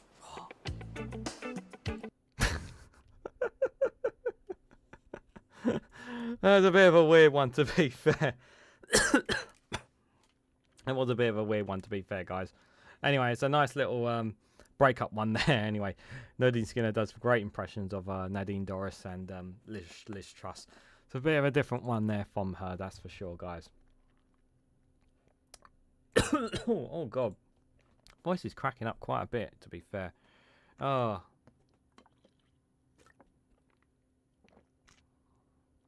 Yes, Gary. This is the woman that impersonates, Liz Truss. Yeah, she does a very good job of it, yeah. So the next one, guys, is building the NHS fit for the future. Now, there's a lot of criticism around this. I'm very critical of Wes Streeting and his plans on this. And I think this is with the talk about the private sector. So they're going to say they're going to cut NHS waiting times, double the number of cancer scanners, a new dentistry rescue plan, 8,500 additional mental health staff, and return of the family doctor. Not going to read all this. This is not necessary. So getting the NHS back on its feet. We should all be able to trust the NHS. The NHS will be there for us, and when we need it, whether it's a GP appointment or ambulance or help at A&E, Labour's immediate plan and priority on health will be to get a grip on the record rating list. We will return to meeting NHS performance standards. Let's just go. As a first step, England will deliver an extra 2 million NHS operation scans and appointments every year. That is 40,000 appointments every year. We will do this by incentivising staff to carry out additional appointments out of hours. What if they're already working 60 plus hours a week? How exactly are you going to incentivise them? So that's a problem there. Labour will pool resources across neighbouring hospitals to reintroduce shared waiting lists to allow patients to be treated quicker. Recognising the urgent need to bring down waiting lists, Labour will use spare capacity in the independent sector to ensure patients are getting diagnosed and treated more quickly. This is 100% nonsense. There is no spare capacity. This is nonsense from Labour.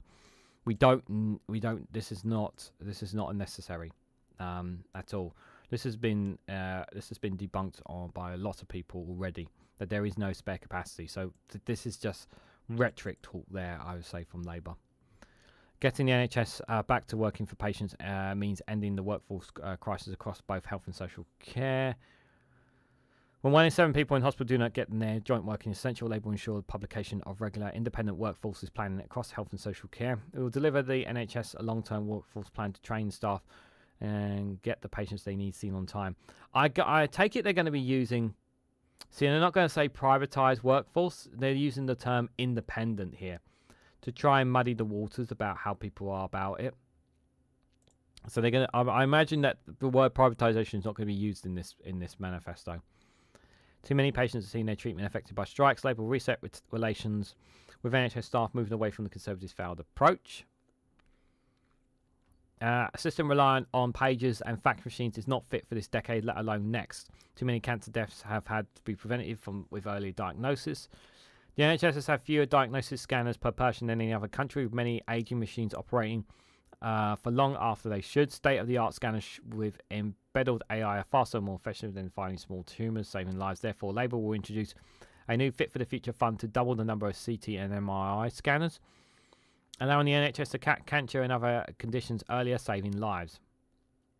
No worries, Mad Monk. Thanks for popping by. QA Library, good to see you, buddy. Hope you're doing well. It is also clear that NHS estates are in a state of disrepair after years of neglect. Labour is therefore committed to delivering the new hospital programme. I do like that. Obviously, we do need more CTs and MRI scanners, so I'm definitely agreement with that. The revelation is taking place in data and life science that has the potential to transform our nation's healthcare. The COVID-19 pandemic showed how a strong mission-driven industrial strategy involving government partnership with industry and academia could turn the tide on the pandemic. This is the approach we will take in government as part of Labour's life science plan. We will develop an NHS initiative, innovation and adoption strategy in England.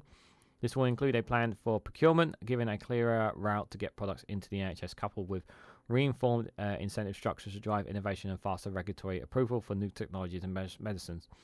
This is all well and good. This is all well and good. Problem is that we have this issue where we relied a lot on Europe for a lot of our medicines and agencies. So I don't know. In the last of this manifesto, they're going to say something addressing about reducing. I mean, I'm sure they're going to say about reducing the red tape, but this plan won't work unless you make medicines and drugs that we get from Europe at least in the same alignment with the EU to help reduce that red tape to get more in, making it as easy and quickly as possible, because we have a lot of pharmacies and a lot of GP practices that don't have the medicines and pharmacies that we need for people. So while this sounds good on paper, we know what the fundamental problem is. So, but if you're somebody who's not paying attention to politics, you might buy into that. But they need to address that in order to help drive this. So drawing on the strength of our National Healthcare Service, Labour will also maximise potential to lead the world in clinical trials. This means making the process more efficient and accessible. By speeding up recruitment and giving more people a chance to participate through the NHS app, this will mean putting Britain at the forefront of transforming treatment for dementia. At the heart of every medical decision, there must be patients and their families. Too many are not treated with the respect they deserve or given the information they need to adequately access services and navigate the system. Labour will therefore transform the NHS app, putting patients in control of their own health and better manage their medicines, appointments and health needs. This will include giving performance information and local services and notifications of vaccinations and health checks. Patients will be able to see their medical guidelines for the treatment they should get, to hold health services to account and understand what their choices are. I'm all for more on the NHS app. I think this is something that I think it should be like something that everybody should have. An NHS app. And what I think they could do is obviously highlight schedule slots. I don't know if it's possible to down the road have customers. Sorry, that's totally the wrong word. My apologies. To have patients. I don't know why I said that word. To have patients be able to schedule when they can see a GP appointment, look on the schedule list of when they can see a doctor, or how soon they can see a doctor, and if there's a time slot available for that specific doctor on the app, and then book it on the app as opposed to actually ringing up and trying to book an appointment or emailing. I don't know if that's something that could be done down the road, but I think that is something that could be something looked into in terms of scheduling.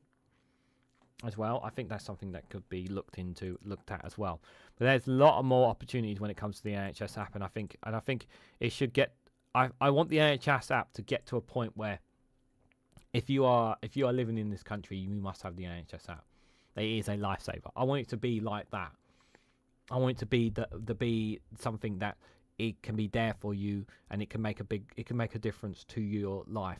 Like, I want it to be literally a life-saving app to people, and it could help obviously mitigate some things that mitigate things that as well on the NHS, mitigate some things on there. So QA Library says, if you did not know, buying new crutches and walking sticks are cheaper than getting them decommissioned. It is up to £5. It is up to £5 cheaper buying new. Oh man, what happened to recycling?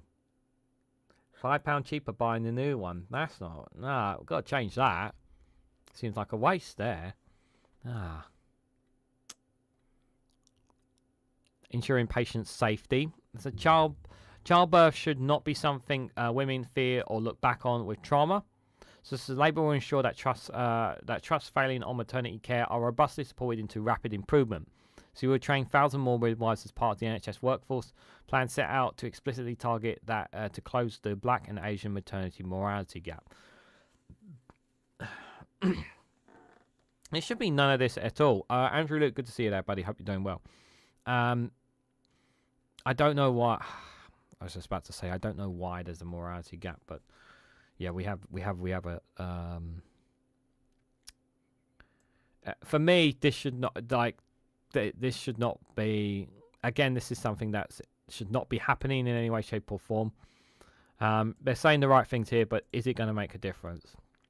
So Labour will digitise the Red Book record of children's health, improve support for the new families, and also enable vaccinations for babies and children as part of their health visit. So much of the treatment in the NHS is dependent on the effective administration of service. Managers need support and accountability. Labour will implement professional standards and regulate NHS managers, ensuring those who commit serious misconduct can never do so again. And we will establish a Royal College of Clinical Leadership to champion the voice of clinicians. We will work to improve the expert recommendations of the case review to ensure that young people presented to the NHS with gender dysphoria are receiving appropriate and high quality care. That's not an NHS worker there in that picture. Look. Oh, I see from a university doctor as well. The National Healthcare Service needs to move to neighbourhood health service, with more care delivered to local communities in spot bombs earlier. To achieve this, we must, over time, shift resources to primary care and community services. GPs on the front door of the health service for most people. Excellent primary care is the key to early diagnosis, but too often it is not possible to get an appointment. So Labour will reform the system. We will train thousands more GPs, guaranteed a face-to-face appointment for all those who want one, and deliver a modern apartment booking system to end the 8 a.m. scramble. Yeah, there should not be a scramble in the 8 o'clock in the morning for everyone to get an appointment. We will bring back the family doctors by incentivising GPs to see the same patient, so our ongoing and complex conditions are dealt with efficiently. Labour will also take pressure off GP services by improving access to services and treatments through new routes.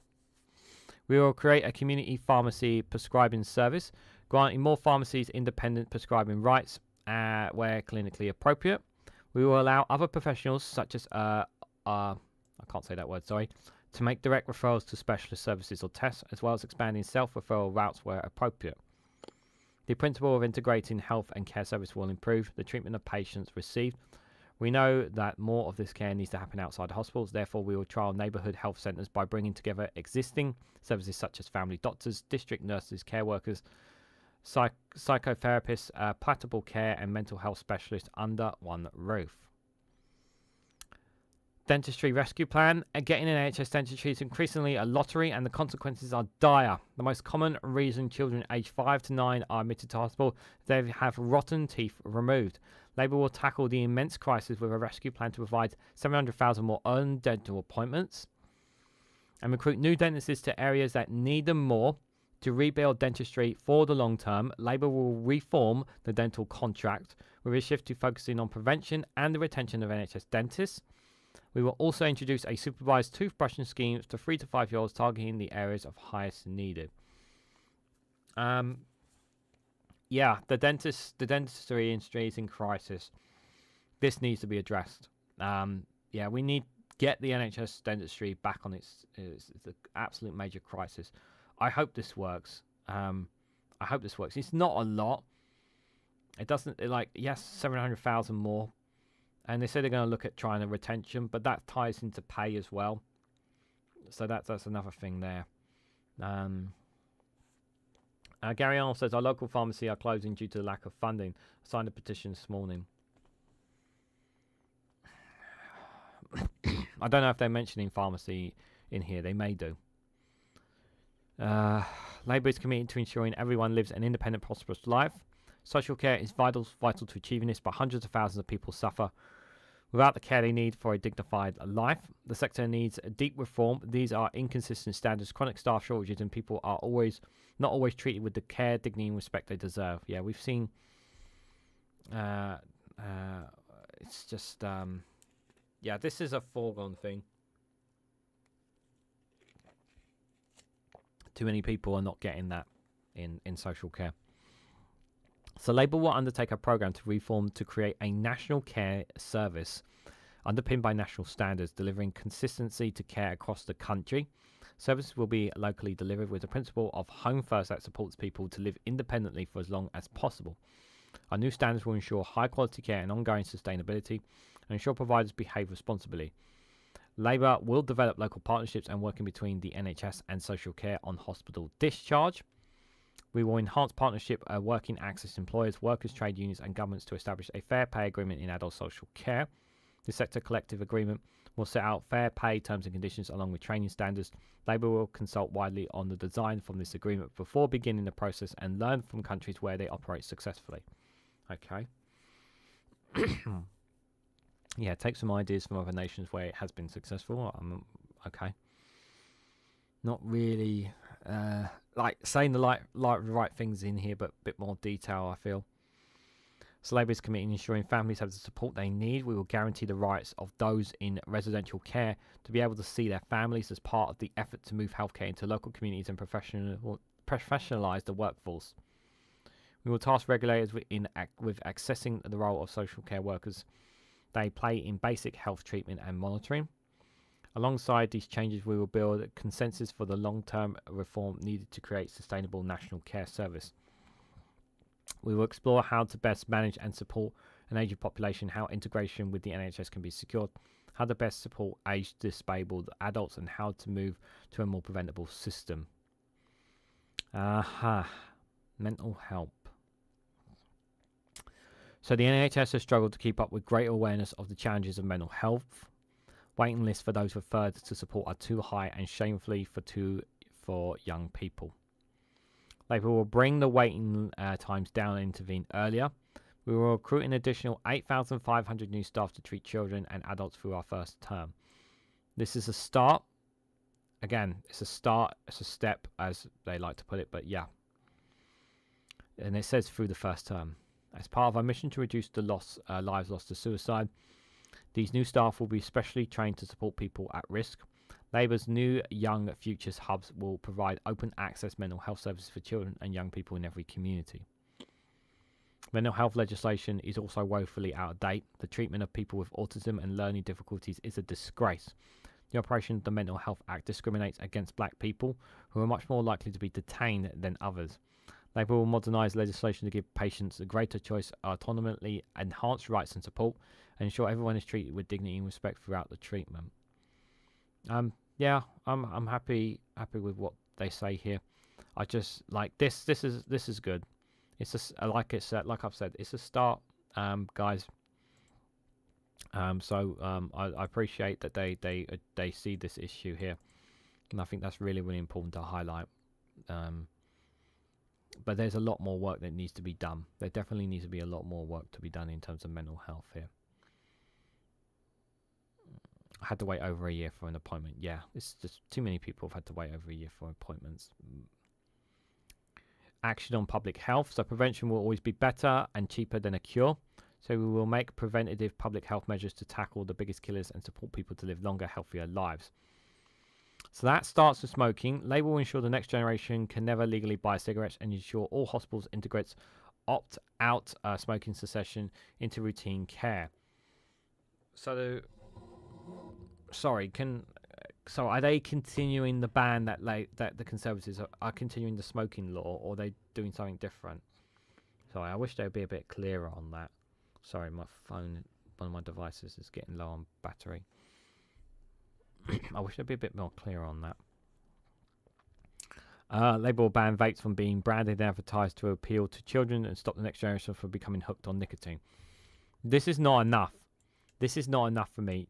For me, it's the shops.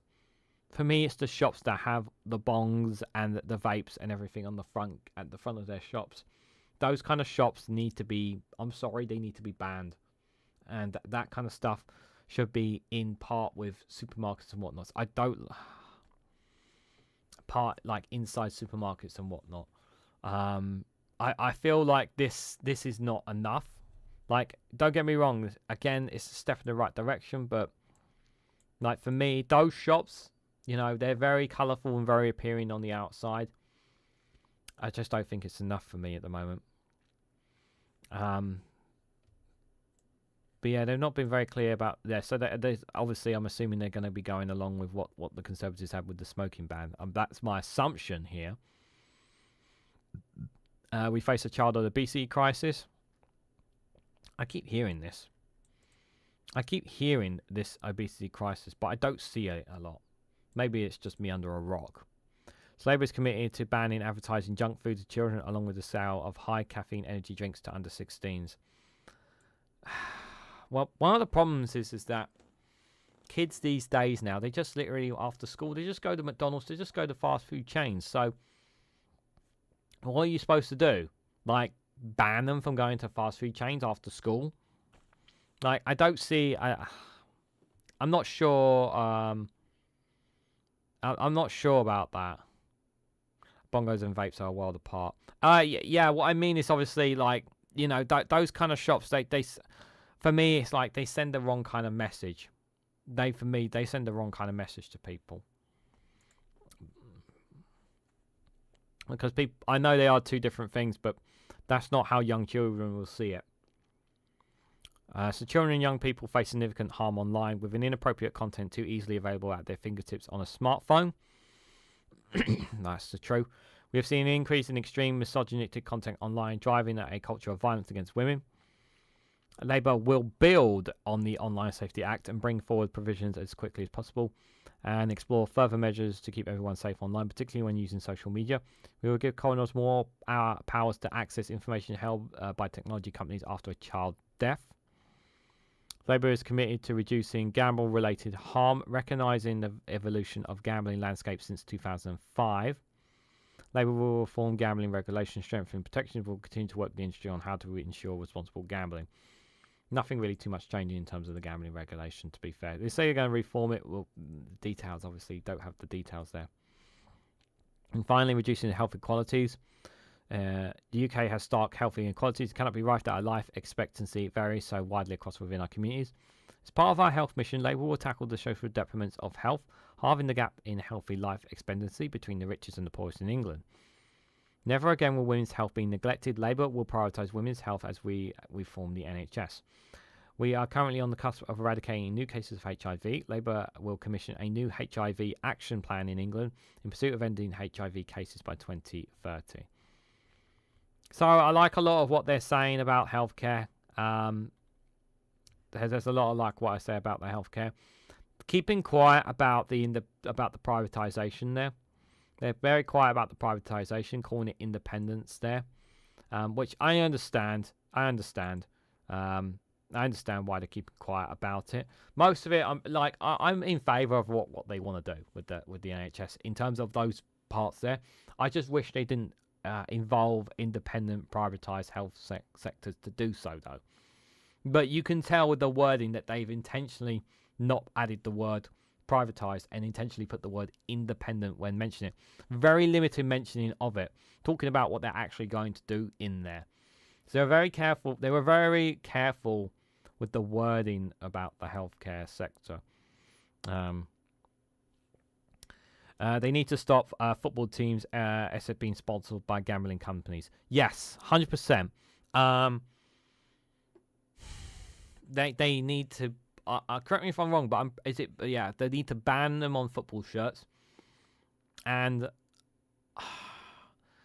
I mean, like, you're literally going to kill them, but I don't know if it's right to, like, I don't think there's a problem with them being on billboards around the stadium, like being highlighted on the billboards around the stadium. I don't think that's at the end of the world.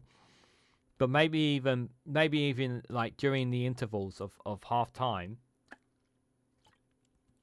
like before and half time, they should reduce the advertisement of football betting blogs to only one advertisement during the interval, instead of bombarding with 2 or 3.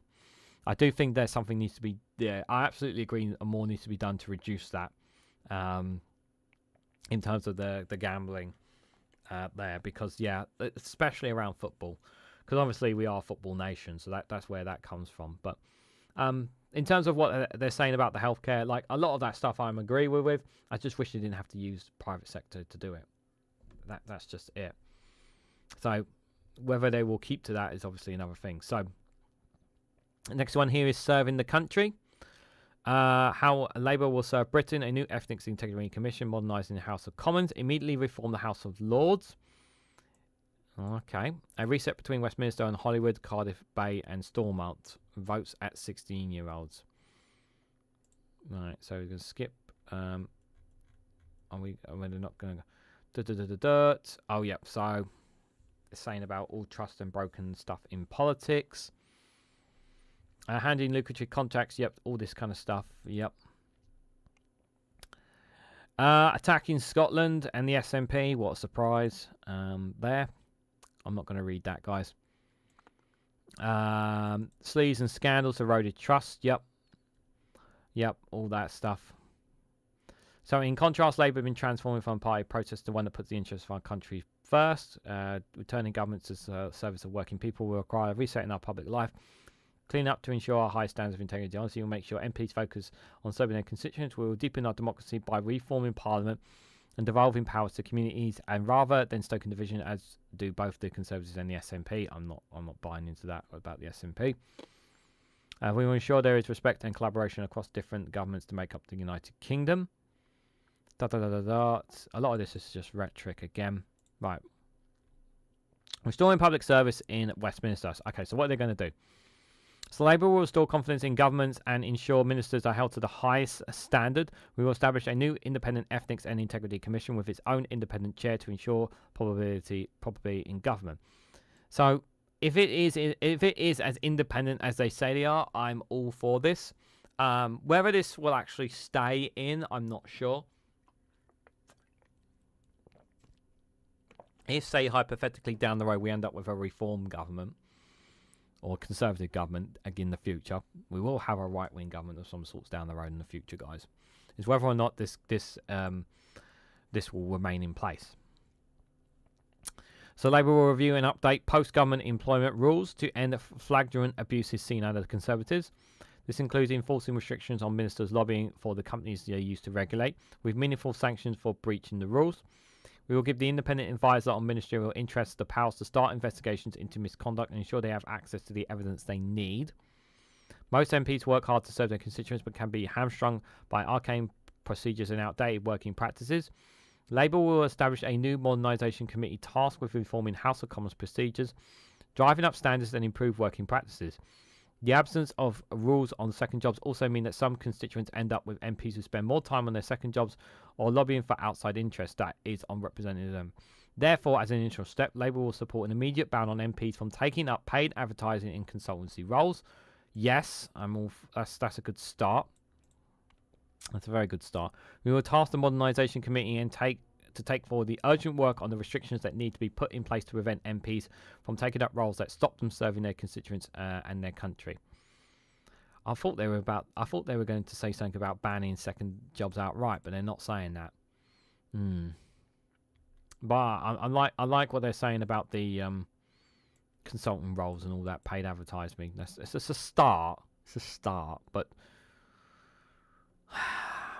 although Labour recognises the good work that many peers who scrutinise the government improve the equality of legislation passed in Parliament, reform is long overdue and essential. Too many peers do not play a proper role in our democracy. Hierarchy peers remain indefensible and become appointments are for life. The second chamber of Parliament has become too big. The next Labour government will therefore bring about an immediate modernisation by introducing legislation to remove the rights to heritage peers that sit and vote in the House of Lords. Interesting.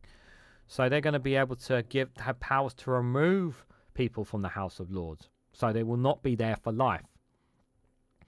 Labour will also introduce a mandatory retirement age at the end of Parliament, which members reach 80 years of age. They will be required to retire from the House of Lords. Okay, this is another thing as well. This is kind of forcing this is kind of forcing the issue here. So both these measures I like already. So Labour will ensure all peers meet the high standards of the public expects of them. We will introduce a new participation requirement as well as strengthening the circumstances in which disgraced members can be removed. We will inform the appointments process to ensure the quality of new appointments and seek to improve the national and regional balance of the second chamber. Okay. Yes. New requirements, strengthening the circumstances. Yeah, I like all that. That's needed to be done for sure. Stopping second jobs would stuff up a lot of MPs, but companies would pay them to give them from shares in the company as well as payments to QA Live. Yeah, I do think that they do have too much influence there. No, not outright. Some MPs second jobs are that of doctor solicitors. No, I didn't say that they. I didn't say. What I said was obviously is that in my opinion, they should done more to minimise the amounts of second jobs, and they haven't said that here. They haven't said that they would reduce that they should limit what second jobs they should have done. They haven't done enough in there, in my opinion. Like I think they could do more there, in my opinion. Whilst this action to modernise the House of Lords will be an improvement, Labour is committed to replacing the House of Lords with an alternative second chamber that is more representative of the regions and nations. Labour will consult on proposals seeking to input the British public on how politics can best serve them. Now, this is a problem here because, and the why I say this is a problem, guys, is he's kicking down the road in terms of changing the House of Lords. The problem is that getting the House of Lords, the problem is getting the they do want to obviously alternative the second chamber, and obviously down the road, they obviously, how they're going to get that passed, they may get it approved in the House of Commons, but how they're going to get it passed in the House of Lords when the House of Lords will not want to do this. So if they had put this in the manifesto, they would kind of be dead and buried the House of Lords. So my worry is that this here, while yes they are committed to it now, will they be able to stick to it? So that's the question. MPs working for the NHS always been on the list of being allowed to have a second job as an MP. Yeah, I'm going to upset a lot of people, but I think in my opinion, you should not be both. You should not be an MP and an NHS worker. You should be either one or the other. Considering the amount of work that's put in on both those platforms, I don't think it's right. I don't think it's right that you should be allowed to be an NHS worker and an MP. I think you should be one or the other. I don't think that's right, me personally. Because regardless of don't get me wrong, both those jobs are very important. But you can easily mitigate one of those jobs of the other by that role. And I don't think it's right that an MP who works as an NHS worker, are they giving as much time as an MP as they should? And are they doing enough yet as an NHS worker to do the same? For me, I don't think it's right. I think you should be either one or the other. That's my personal honest opinion. I think if you want to be an NHS worker, go be an NHS worker. But you should not be giving up that time as an NHS worker while also working while also supposed to be serving as an MP. Instead, you're spending your time in the hospital, and that's the complaint that I have, because MPs should be committing their time to their constituency as much as they possibly can, and not within the National Healthcare Service. People will disagree with me, but that's my thoughts on it. I don't think it's right. That's how I feel about second jobs in general about it. But they haven't even tightened up the rules on it, so I don't like it. So Labour is committed to strengthening our democracy and upholding the integrity of elections. Rather than encouraging full participation in our democracy, the Conservatives have brought in partisan changes that make it hard to vote, whilst doing nothing to strengthen protections against foreign interference. To encourage participation in our democracy, Labour will improve voter registration and address the inconsistencies in the voter ID rules that prevent legitimate voters from voting. For example, in the case of HMR Forces veteran cards, we will increase the engagement of young people in our vibrant democracy by giving the 16 17-year-olds the right to vote in all elections, and we will protect democracy by strengthening the rules around donations and political parties. Now, there was a recent report I've seen that we saw that I've seen that Labour were going to be reviewing the voter ID system. Now, the Liberal Democrats have said that they would scrap it outright, but Labour have said that they would give it a review. So I'm happy that Labour are committed to at least reviewing it, but something tells me Labour are not going to abolish it. Something tells me that Labour are simply going to make it easier for young people to vote, and they're going to introduce more forms of identification for young people so that they're able to cast their vote, as opposed to actually scrapping it outright, where, me personally, it should be scrapped outright, in my opinion, because we don't have a lot of voter fraud, in my opinion. Greater collaboration and respect across the country. As part of Labour's plan to clean up politics and return it to the service of working people, we will reset the UK government's relationship with devolved governments in Wales, Scotland, Wales and Northern Ireland. Blah, blah, blah, blah, blaming Conservatives. Labour will ensure structures and institutions of intergovernmental working relations improve relationships and collaborations on policy. Labour will strengthen the Skill Convention by setting out new moratorium of understanding of outlining how the nations will work together for the common good. Labour will renew opportunities for the Prime Minister and the heads of devolved governments to collaborate with each other. As recommended in the report of the Commission on the UK's future, we will establish a new Council of the Nations and Regions. This will bring together the Prime Minister, the First Minister of Scotland and Wales, the First and Deputy Minister of Northern Ireland, and the Mayors of combined authorities. The next Labour government will also ensure that UK-wide bodies are more representative of our nations and regions. UK trade negotiations will work with devolved governments to promote our fantastic businesses and services internationally. Labour will restore decision-making and allocation of structural funds to the representatives of Scotland, Wales and Northern Ireland. The planned investment in public service outlined in this manifesto by UK government will result in additional funding for Scotland, Wales and Northern Ireland. I'm going to need a drink for this one.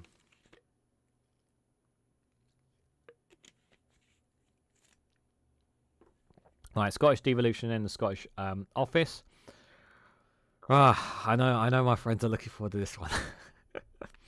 Right. I hope they're not. I just hope they're not doing a lot of slashing and just saying what they're going to actually do. People of Scotland deserve governments that are focused on delivering for them. Labour does not support independence or enough of referendum, but we know that after 14 years of Conservative, people of Scotland need change. Labour will take a different approach in Scotland. We will protect and respect devolution and reset relations between governments. Labour will strengthen Scotland's democracy and devolution, champion Scotland's home and abroad. We will ensure the devolution settlement for Scotland enables collaboration on Labour's national mission for government. We will maintain the arrangement of the new Scottish fiscal framework. A UK Labour government will have a more collaboration approach to the Scottish government on their international engagement. We recognise that with devolved competitiveness, the Scottish government has an important role to play. In respect to wholly devolved issues, Labour will support the Scottish Government in partner with international bodies where relative and appropriate, for example, to collaborate on global health initiatives. The UK Government will retain full responsibility over foreign policy. The Scotland Office will maximise Scotland's influence, and with Labour, it will once again become an advocate for Scotland, both home and abroad. The Scotland Office will ensure the voice of Scotland is properly heard on issues under the comprehensive of the UK Government. Scotland has an invariable international reputation. Its culture, products and services are internationally renowned. From whisky and salmon to computer games development, bioscience and financial services, Labour will champion brand Scotland across the world through its Scotland Office and our diplomatic and trade networks. I know you guys did not enjoy that. Welsh devolution and the Wales Office. So Wales has been failed by a chaotic and divisive Conservative government that does not understand the ambitions of the Welsh people and refuses to work with the Welsh government to achieve them. Labour will serve Wales and a plan that matches those ambitions. We will strengthen the relationship between government and Westminster and Cardiff Bay. The two governments will work collaboratively to deliver Labour's national missions. Labour recognises that Welsh fiscal framework is out of date. We are committed to working in partnership with the Welsh Government to ensure that framework delivers value for money, with two Labour governments committed to fiscal responsibility. I do believe there will be a Welsh Labour government. I don't see that changing at all. Good to see you, Larry the Cat. Hope you're doing well. Yes, they have done a great job in delivering to Scotland ESPs when the current government's screwing them over at every turn. Yeah, the Conservatives have definitely done that. In all seriousness, like, I will say this, like, yeah, I do hope in all seriousness that there is better cooperation between a Labour government in Westminster and the SM and the Scottish government. I really hope so. I really hope there is a better relationship and better collaboration in all seriousness, guys. Because if it's as long as it's, you know, at the end of the day, you always want better. So I generally hope that that's what comes to pass with a Labour government. I know some of you doubt that and don't believe that for a second, but I generally hope for that. Labour recognises the value of integrated public service with more efficient and better created outcomes. As part of the strategic review into probation, we will explore the devolution of service to enable them to be more locally responsive. So we will work with the Welsh Labour government and consider devolution of youth justice in line with our commitment to devolve employment support in England. Labour will devolve employment support funding to the Welsh government.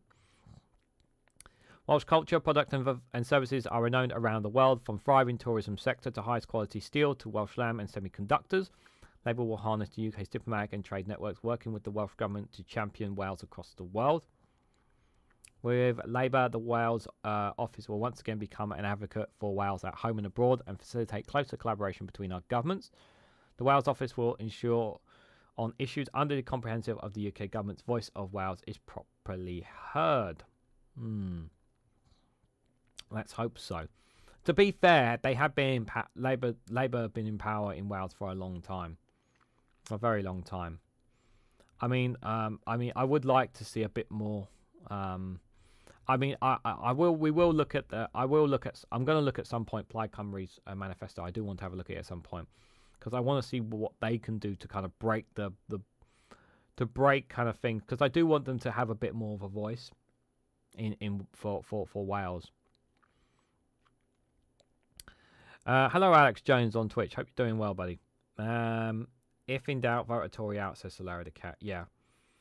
Even with the current polls of 50%, people do not want to keep with the Welsh synagogue. They just do not want the upgrade the same level of parliament like Scotland, says QA Library.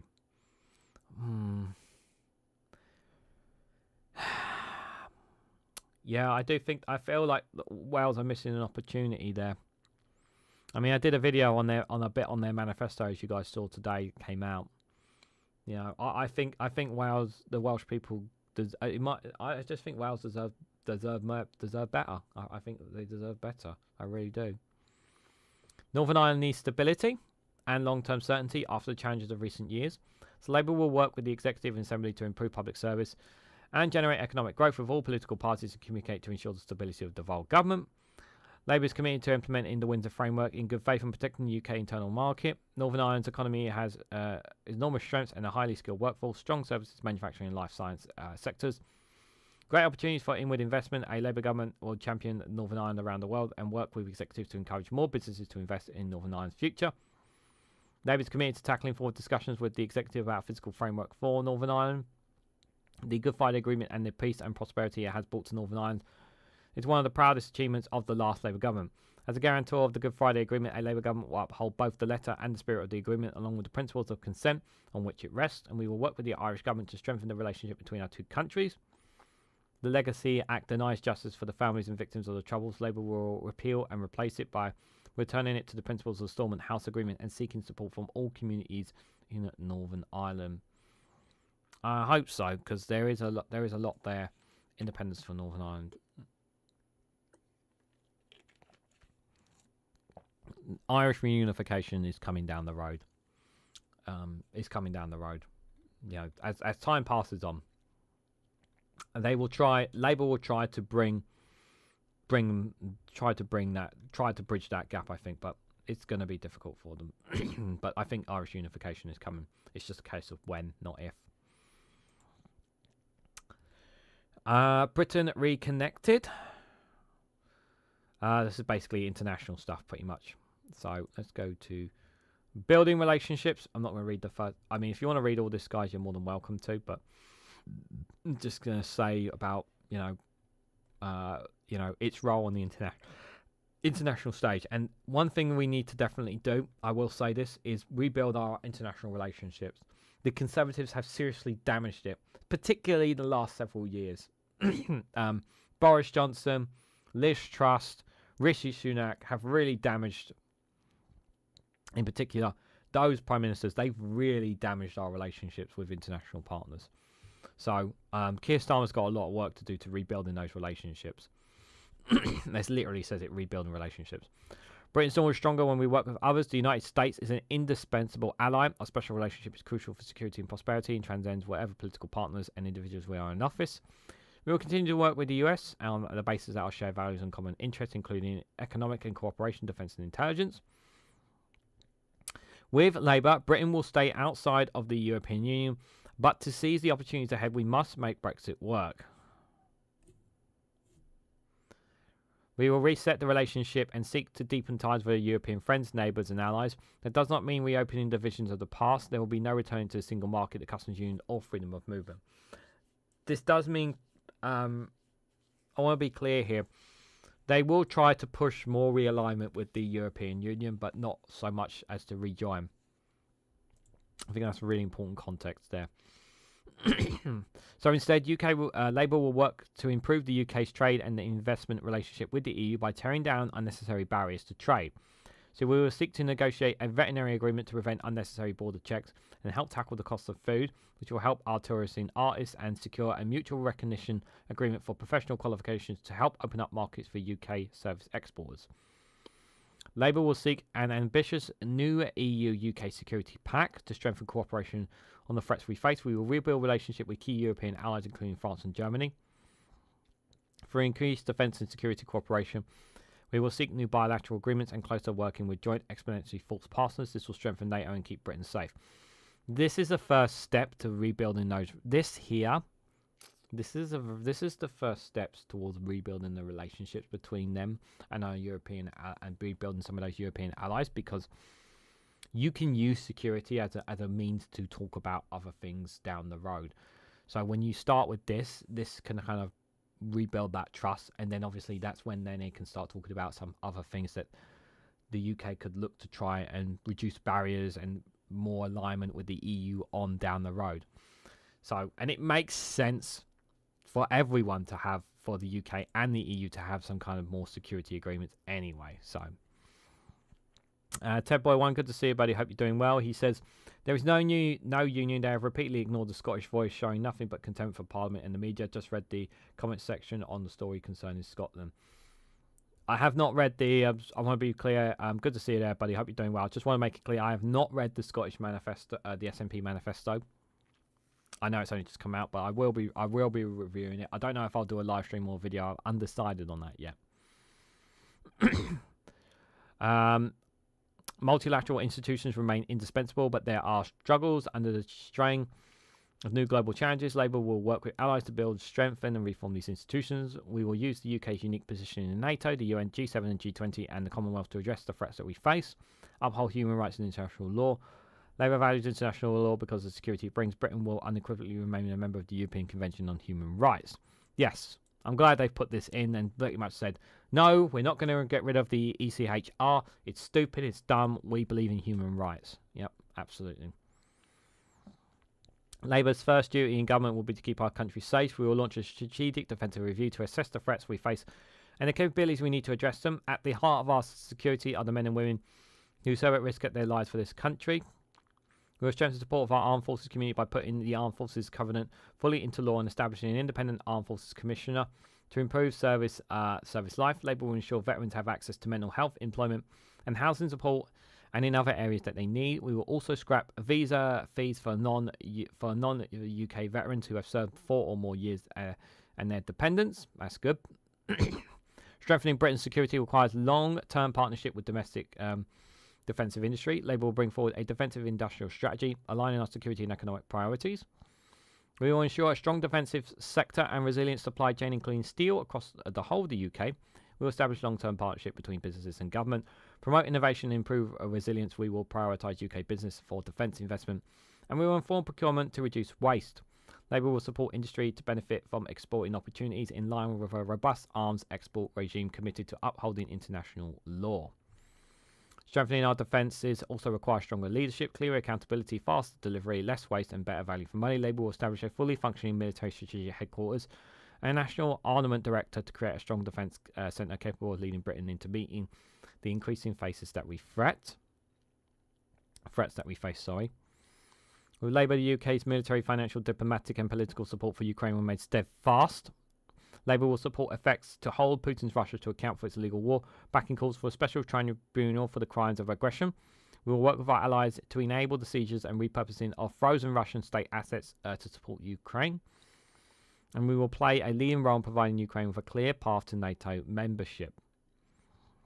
Labour will also work with our allies in international financial centres to tackle corruption, money laundering, including in Britain, Crown Dependencies and British Overseas Territories. Labour is fully committed to the AUKUS, the Trilateral Security Partnership with Australia and the United States. We will ensure it delivers full economic as well as security potential, increasing jobs and investment in communities across the UK.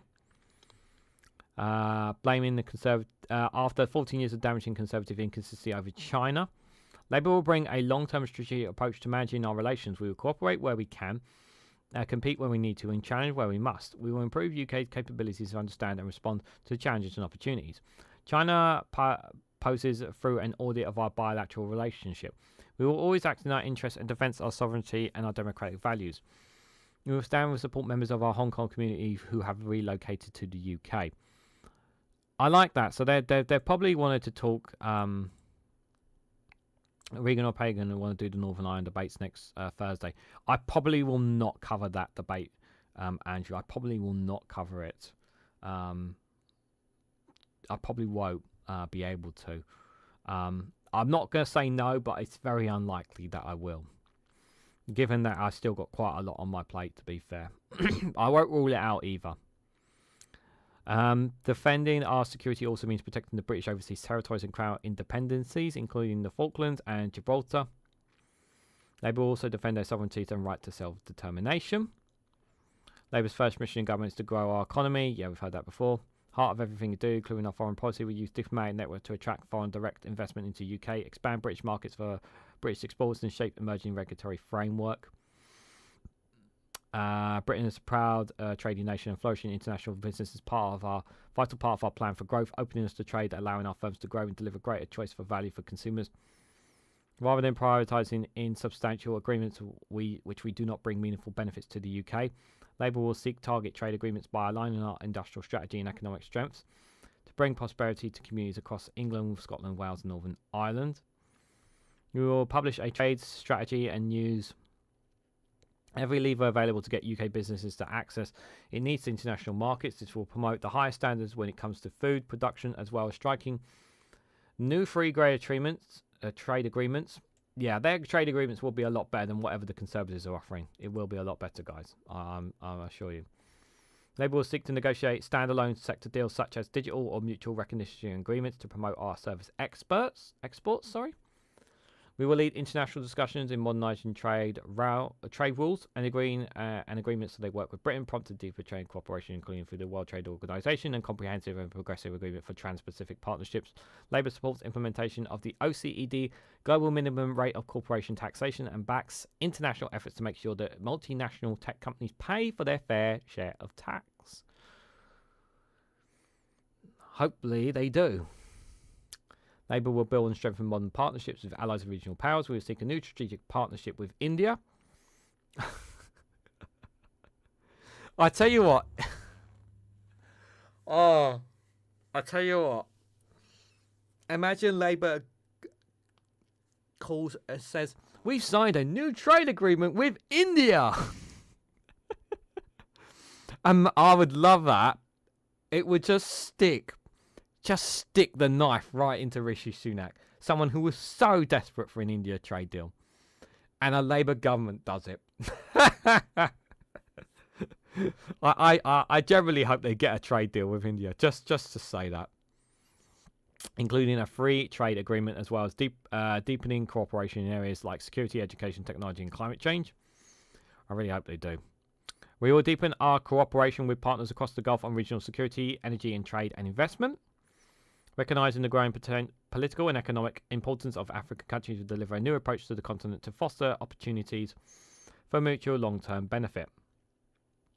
Going over 2 hours long, guys. So hopefully, oh sausages! I forgot to reschedule my video. 1 second. I've got to just 1 second, guys. Just before I carry on. I don't know if I've got enough time to. I need to move one of my videos over. You may have break into part 3 2 hours.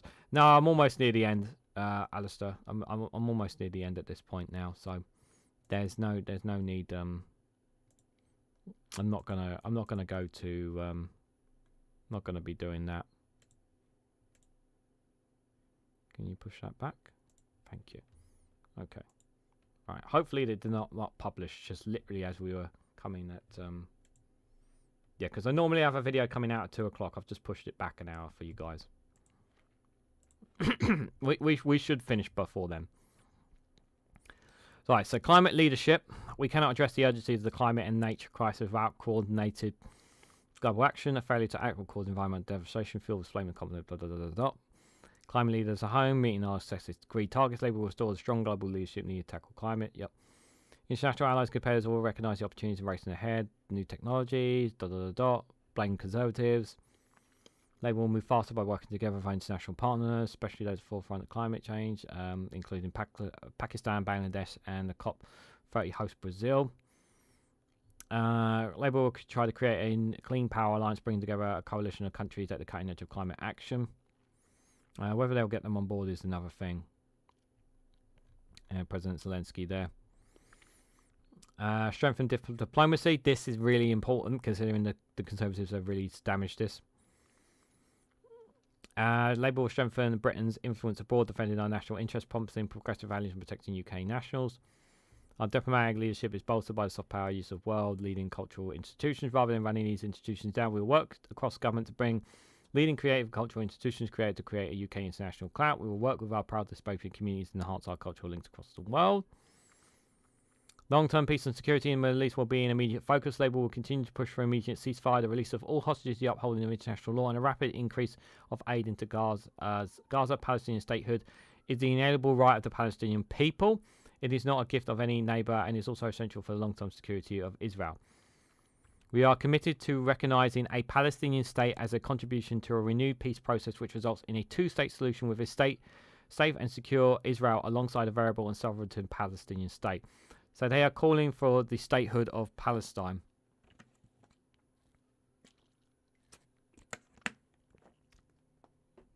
Fascinating, they're calling for it. So I heard that they were saying this, but I didn't think it was actually going to be put in the manifesto. So they are calling for that. That's a very big step for them. As I've said this before. This may bring some Green voters back to the Labour Party. It will bring some back. It will definitely bring some back. They obviously still got more to do, but it is a step for them. Labour will also strengthen support for British nationals abroad. We will introduce a new rights to consular assistance in cases of human rights violations. With previous Labour governments, Britain gained world-leading expensive international development with the aim of making the world a safer, more prosperous place. Under Conservatives, blame Conservatives. Turn the page, rebuild Britain's reputation, international development, approach genuine respect and partnership to the global south support with common interests. To counter growing influence on mainland actors and boost efforts to combat threats like climate change, the UK's development work must be closely aligned with our foreign policy aims. Coordinate to tackle global poverty, instability and climate change. Yeah, this is pretty much stuff that you would hear in any manifesto, to be fair. Regaining Britain's global leadership. Working with the Commonwealth, yep, and all that stuff. Empowering women and girls across the world, yep, all that stuff, yep, that's all fine. Committing to restoring development and spending at 0.7% of gross national income as soon as physical circumstances allow. Deliver value for money for British taxpayer while working closely with independent commission aids for impact on the high standards of our aid spending, robust measures of development, efficiency, transparency and scrutiny. Pretty much, I don't think anyone has any issues with these international, with the reconnecting with the international. I think everyone's all, I'm pretty satisfied with any of that. I don't have any problem with any of that, with what Labour's saying there. Apart from, obviously, the Gaza thing, obviously, I will say, obviously, it's a step in the right direction. This is a step in the right direction, recognising a Palestinian state. Although it's obviously the way it started was not very good for them. They were very careful with their wording here. They were very careful with their the wording here. Without a shadow of a doubt. Like I said, we're almost done now.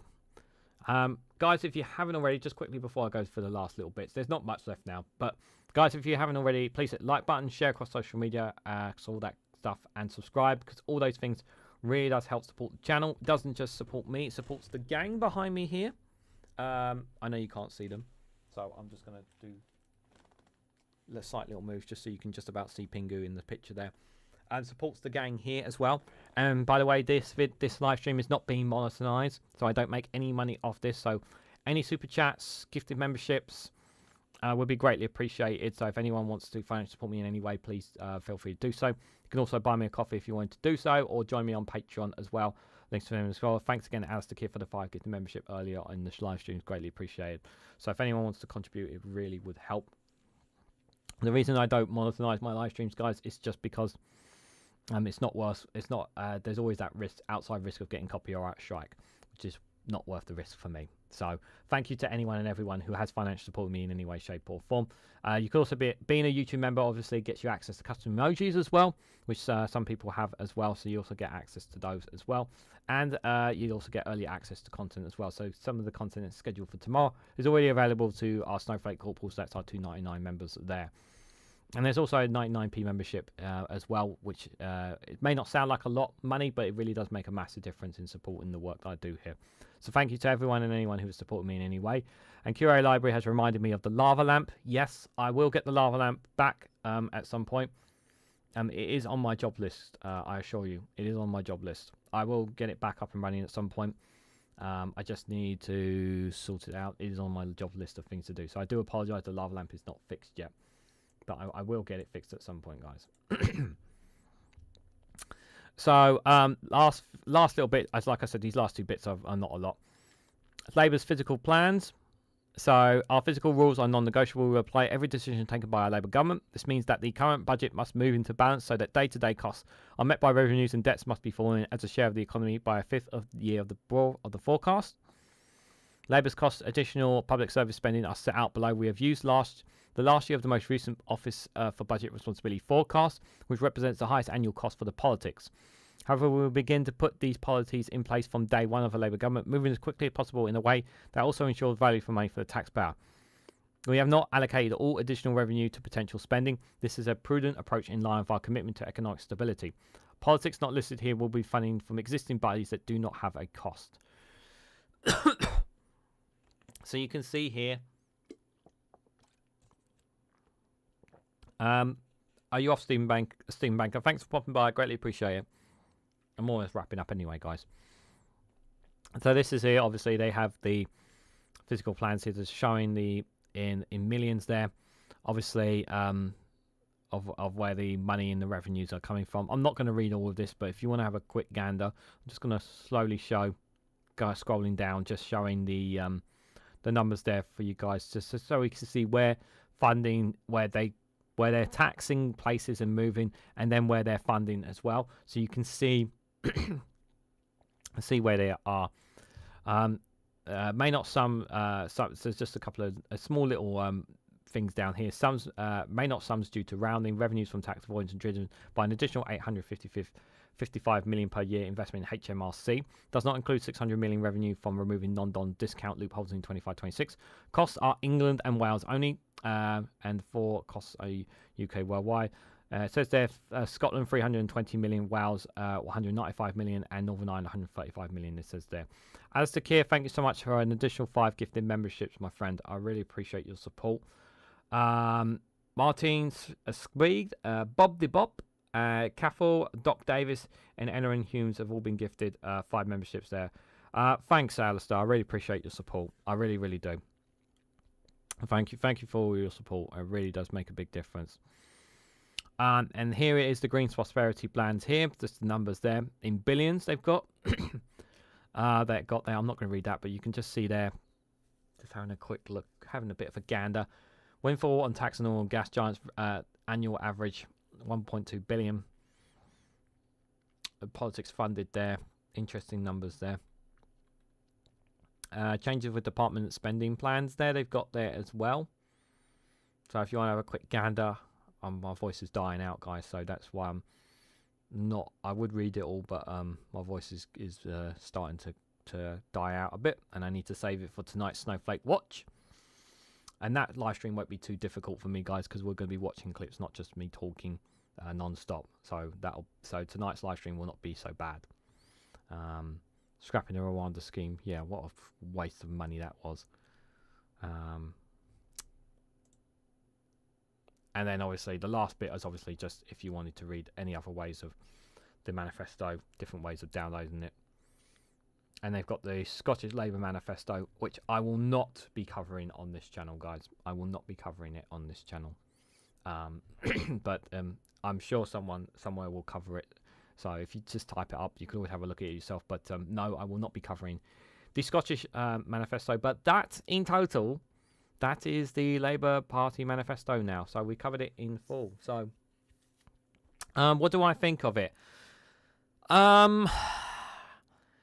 It's not as so in terms of comparisons to so far. So we have covered pretty much all the main parties, the main big parties. So we've covered the one big party we haven't covered is particular here in England is obviously the other one is Reform. I know we don't consider them a big party, but they are the polls are saying that people want to vote for them.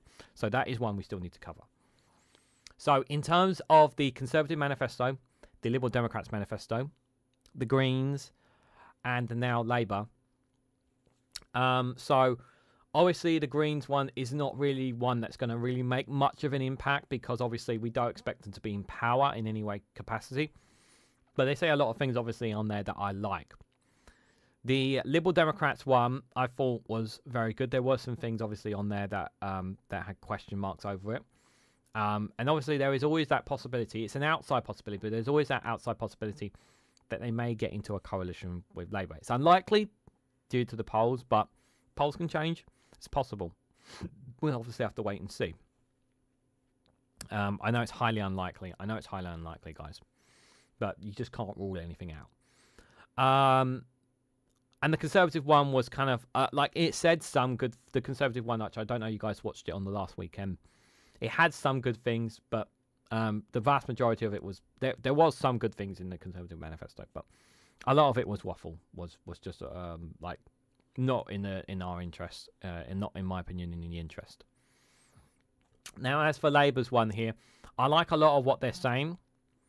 There was way too much waffle in this manifesto. Too much waffle, way too much. They could have really reduced this and should have taken a page out of the Liberal Democrats manifesto and reduced it to bullet points. I think bullet points would have made this much better to read for me, and I'm pretty sure it would have made it much readier for anybody else wanting to read it in that manner. This is obviously talking about steps, foundation, building from the ground up sort of thing, because that's kind of the situation that the UK is in. You know, we are broken. We are broken Britain. That is literally what we are.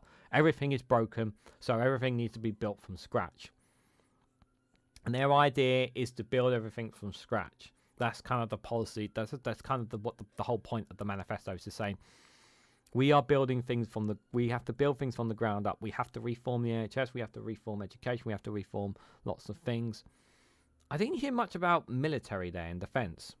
Correct me if I'm wrong. Or maybe I already covered it, but in the first part, but I didn't hear much about defense. Maybe I'm going mad, but to talk about the reforming the police, it's just like I have my doubts about that. I've lost a lot of faith in the police force, and as have many people. I don't know if that's going to be enough. I like what they're saying about the clean energy superpower. They're not as ambitious as the Greens, shall we say, on that. But at the same time, I also understand that there are certain, shall we say, certain lobbies that they have influence in them as well. If I had to rate this manifesto out of 10, how would I rate this manifesto? I would say about a 7. I think the Greens was the best with an 8.5, I would say. Lib Dems with an 8. I thought Lib Dems was better. The Conservatives was a 6. And no, I'm being generous. I'll say a 5 actually for the Conservatives out of 10, just because they did have some decent things in them. I would say it's not a poor manifesto in my opinion. It's not like this is terrible, this is awful, we're all going to suffer. Now I don't see this manifesto like that. There was a lot of good things. There was a lot of good things in this manifesto that I really liked as well, and hopefully they will keep their word on it, because that's what Keir Starmer's been all about. He's saying he's going to stick to this. This manifesto is supposed to be bomb-proof, as Phil from a Different Bias likes to say. This is supposed to be a bomb-proof manifesto. Well, let's see if they keep this bomb-proof manifesto to its word, because that's the question. I mean, a lot of it is waffle, without a doubt, but there are some things in there. They're saying this is what they're going to do. They're going to put these in. So that's the question, is he going to keep to them? That is the question, you guys. So before we wrap up, just going to have a quick look and see what you guys are saying in the chat. DUP's manifesto is expected to announce big celebrations on entering the 18th century, says Andrew Luke. Listen, Count Binface's manifesto is going to be more interesting than the DUP's one, and I am going to be doing them. I'm going to cover it in a video. The Count Binface manifesto, just for laughs, because I think we need a funny video of some sort for you guys. I'll probably get people in the comments saying, "Why are you doing a video on this?" I was just like, yeah. There is a lot to fix. Labour are cutting a massive problem down to smaller issues, then simpler obstacles, etc. Trying and testing techniques that works more often than not. Again, there is so much to fix, and a lot of this will likely be advanced and the adaptive expansion during their time in government, says one Andrew Pagan. Reform was polling 11 to 90% when I was live at local elections on that, but after the votes were counted, they only got 99% of the vote. Yeah, we have to be careful. We have to be careful with what the polling is saying about reform. Yeah, you do have to be careful with that. It will continue to evolve. Labour are adding odd things here and there as we are gearing up towards the general election. So we need to keep I'll try and keep an eye on it as much as I possibly can for you guys. But so guys, I will be back at 8 o'clock with the Snowflake Watch. We are going to cover. Most of the clips we will be watching on will be from the Channel 4 debate from yesterday. So we'll be looking at that. And if we have time, we'll look at some of the clips that I had from Gaza from last week that I had initially planned as well. I may have some additional ones. I don't know. We'll see. I will be doing an after chat after the show, because obviously I didn't do it one last week, but I feel I need to do one tonight for you guys. So yeah, I will be back at 8 p.m.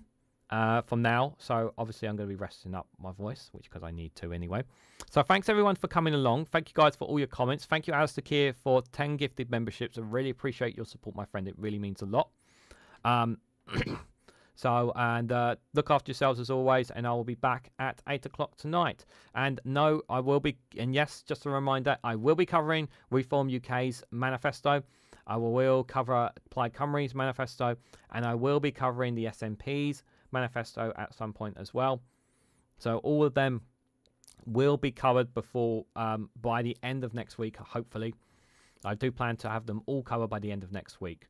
I will not cover the DUP or any from Northern Ireland, if I'm absolutely honest. I just don't know enough about Northern Irish politics. I know I don't know a lot about Scottish politics and Welsh politics, but I have a better understanding about about them with respects to Northern Ireland. Yeah, thanks guys for coming along. And just before I head out, what's that, Pingu? All right, yeah, I'm going to be doing that now. Yes, I will turn Ollie around because for Alistair Care there as well. So if you haven't already, guys, please hit the like button. We greatly appreciate it. Share it across social media so others are notified of this video. And subscribe, because it really does help support the channel. And if you want to go one step further, financially support me in the work that I do here, you can do so by becoming a YouTube member for as little as 99p, or join me on Rumble or Patreon for exclusive content on those platforms. So thank you all so much for watching. I hope to catch you all very, very soon.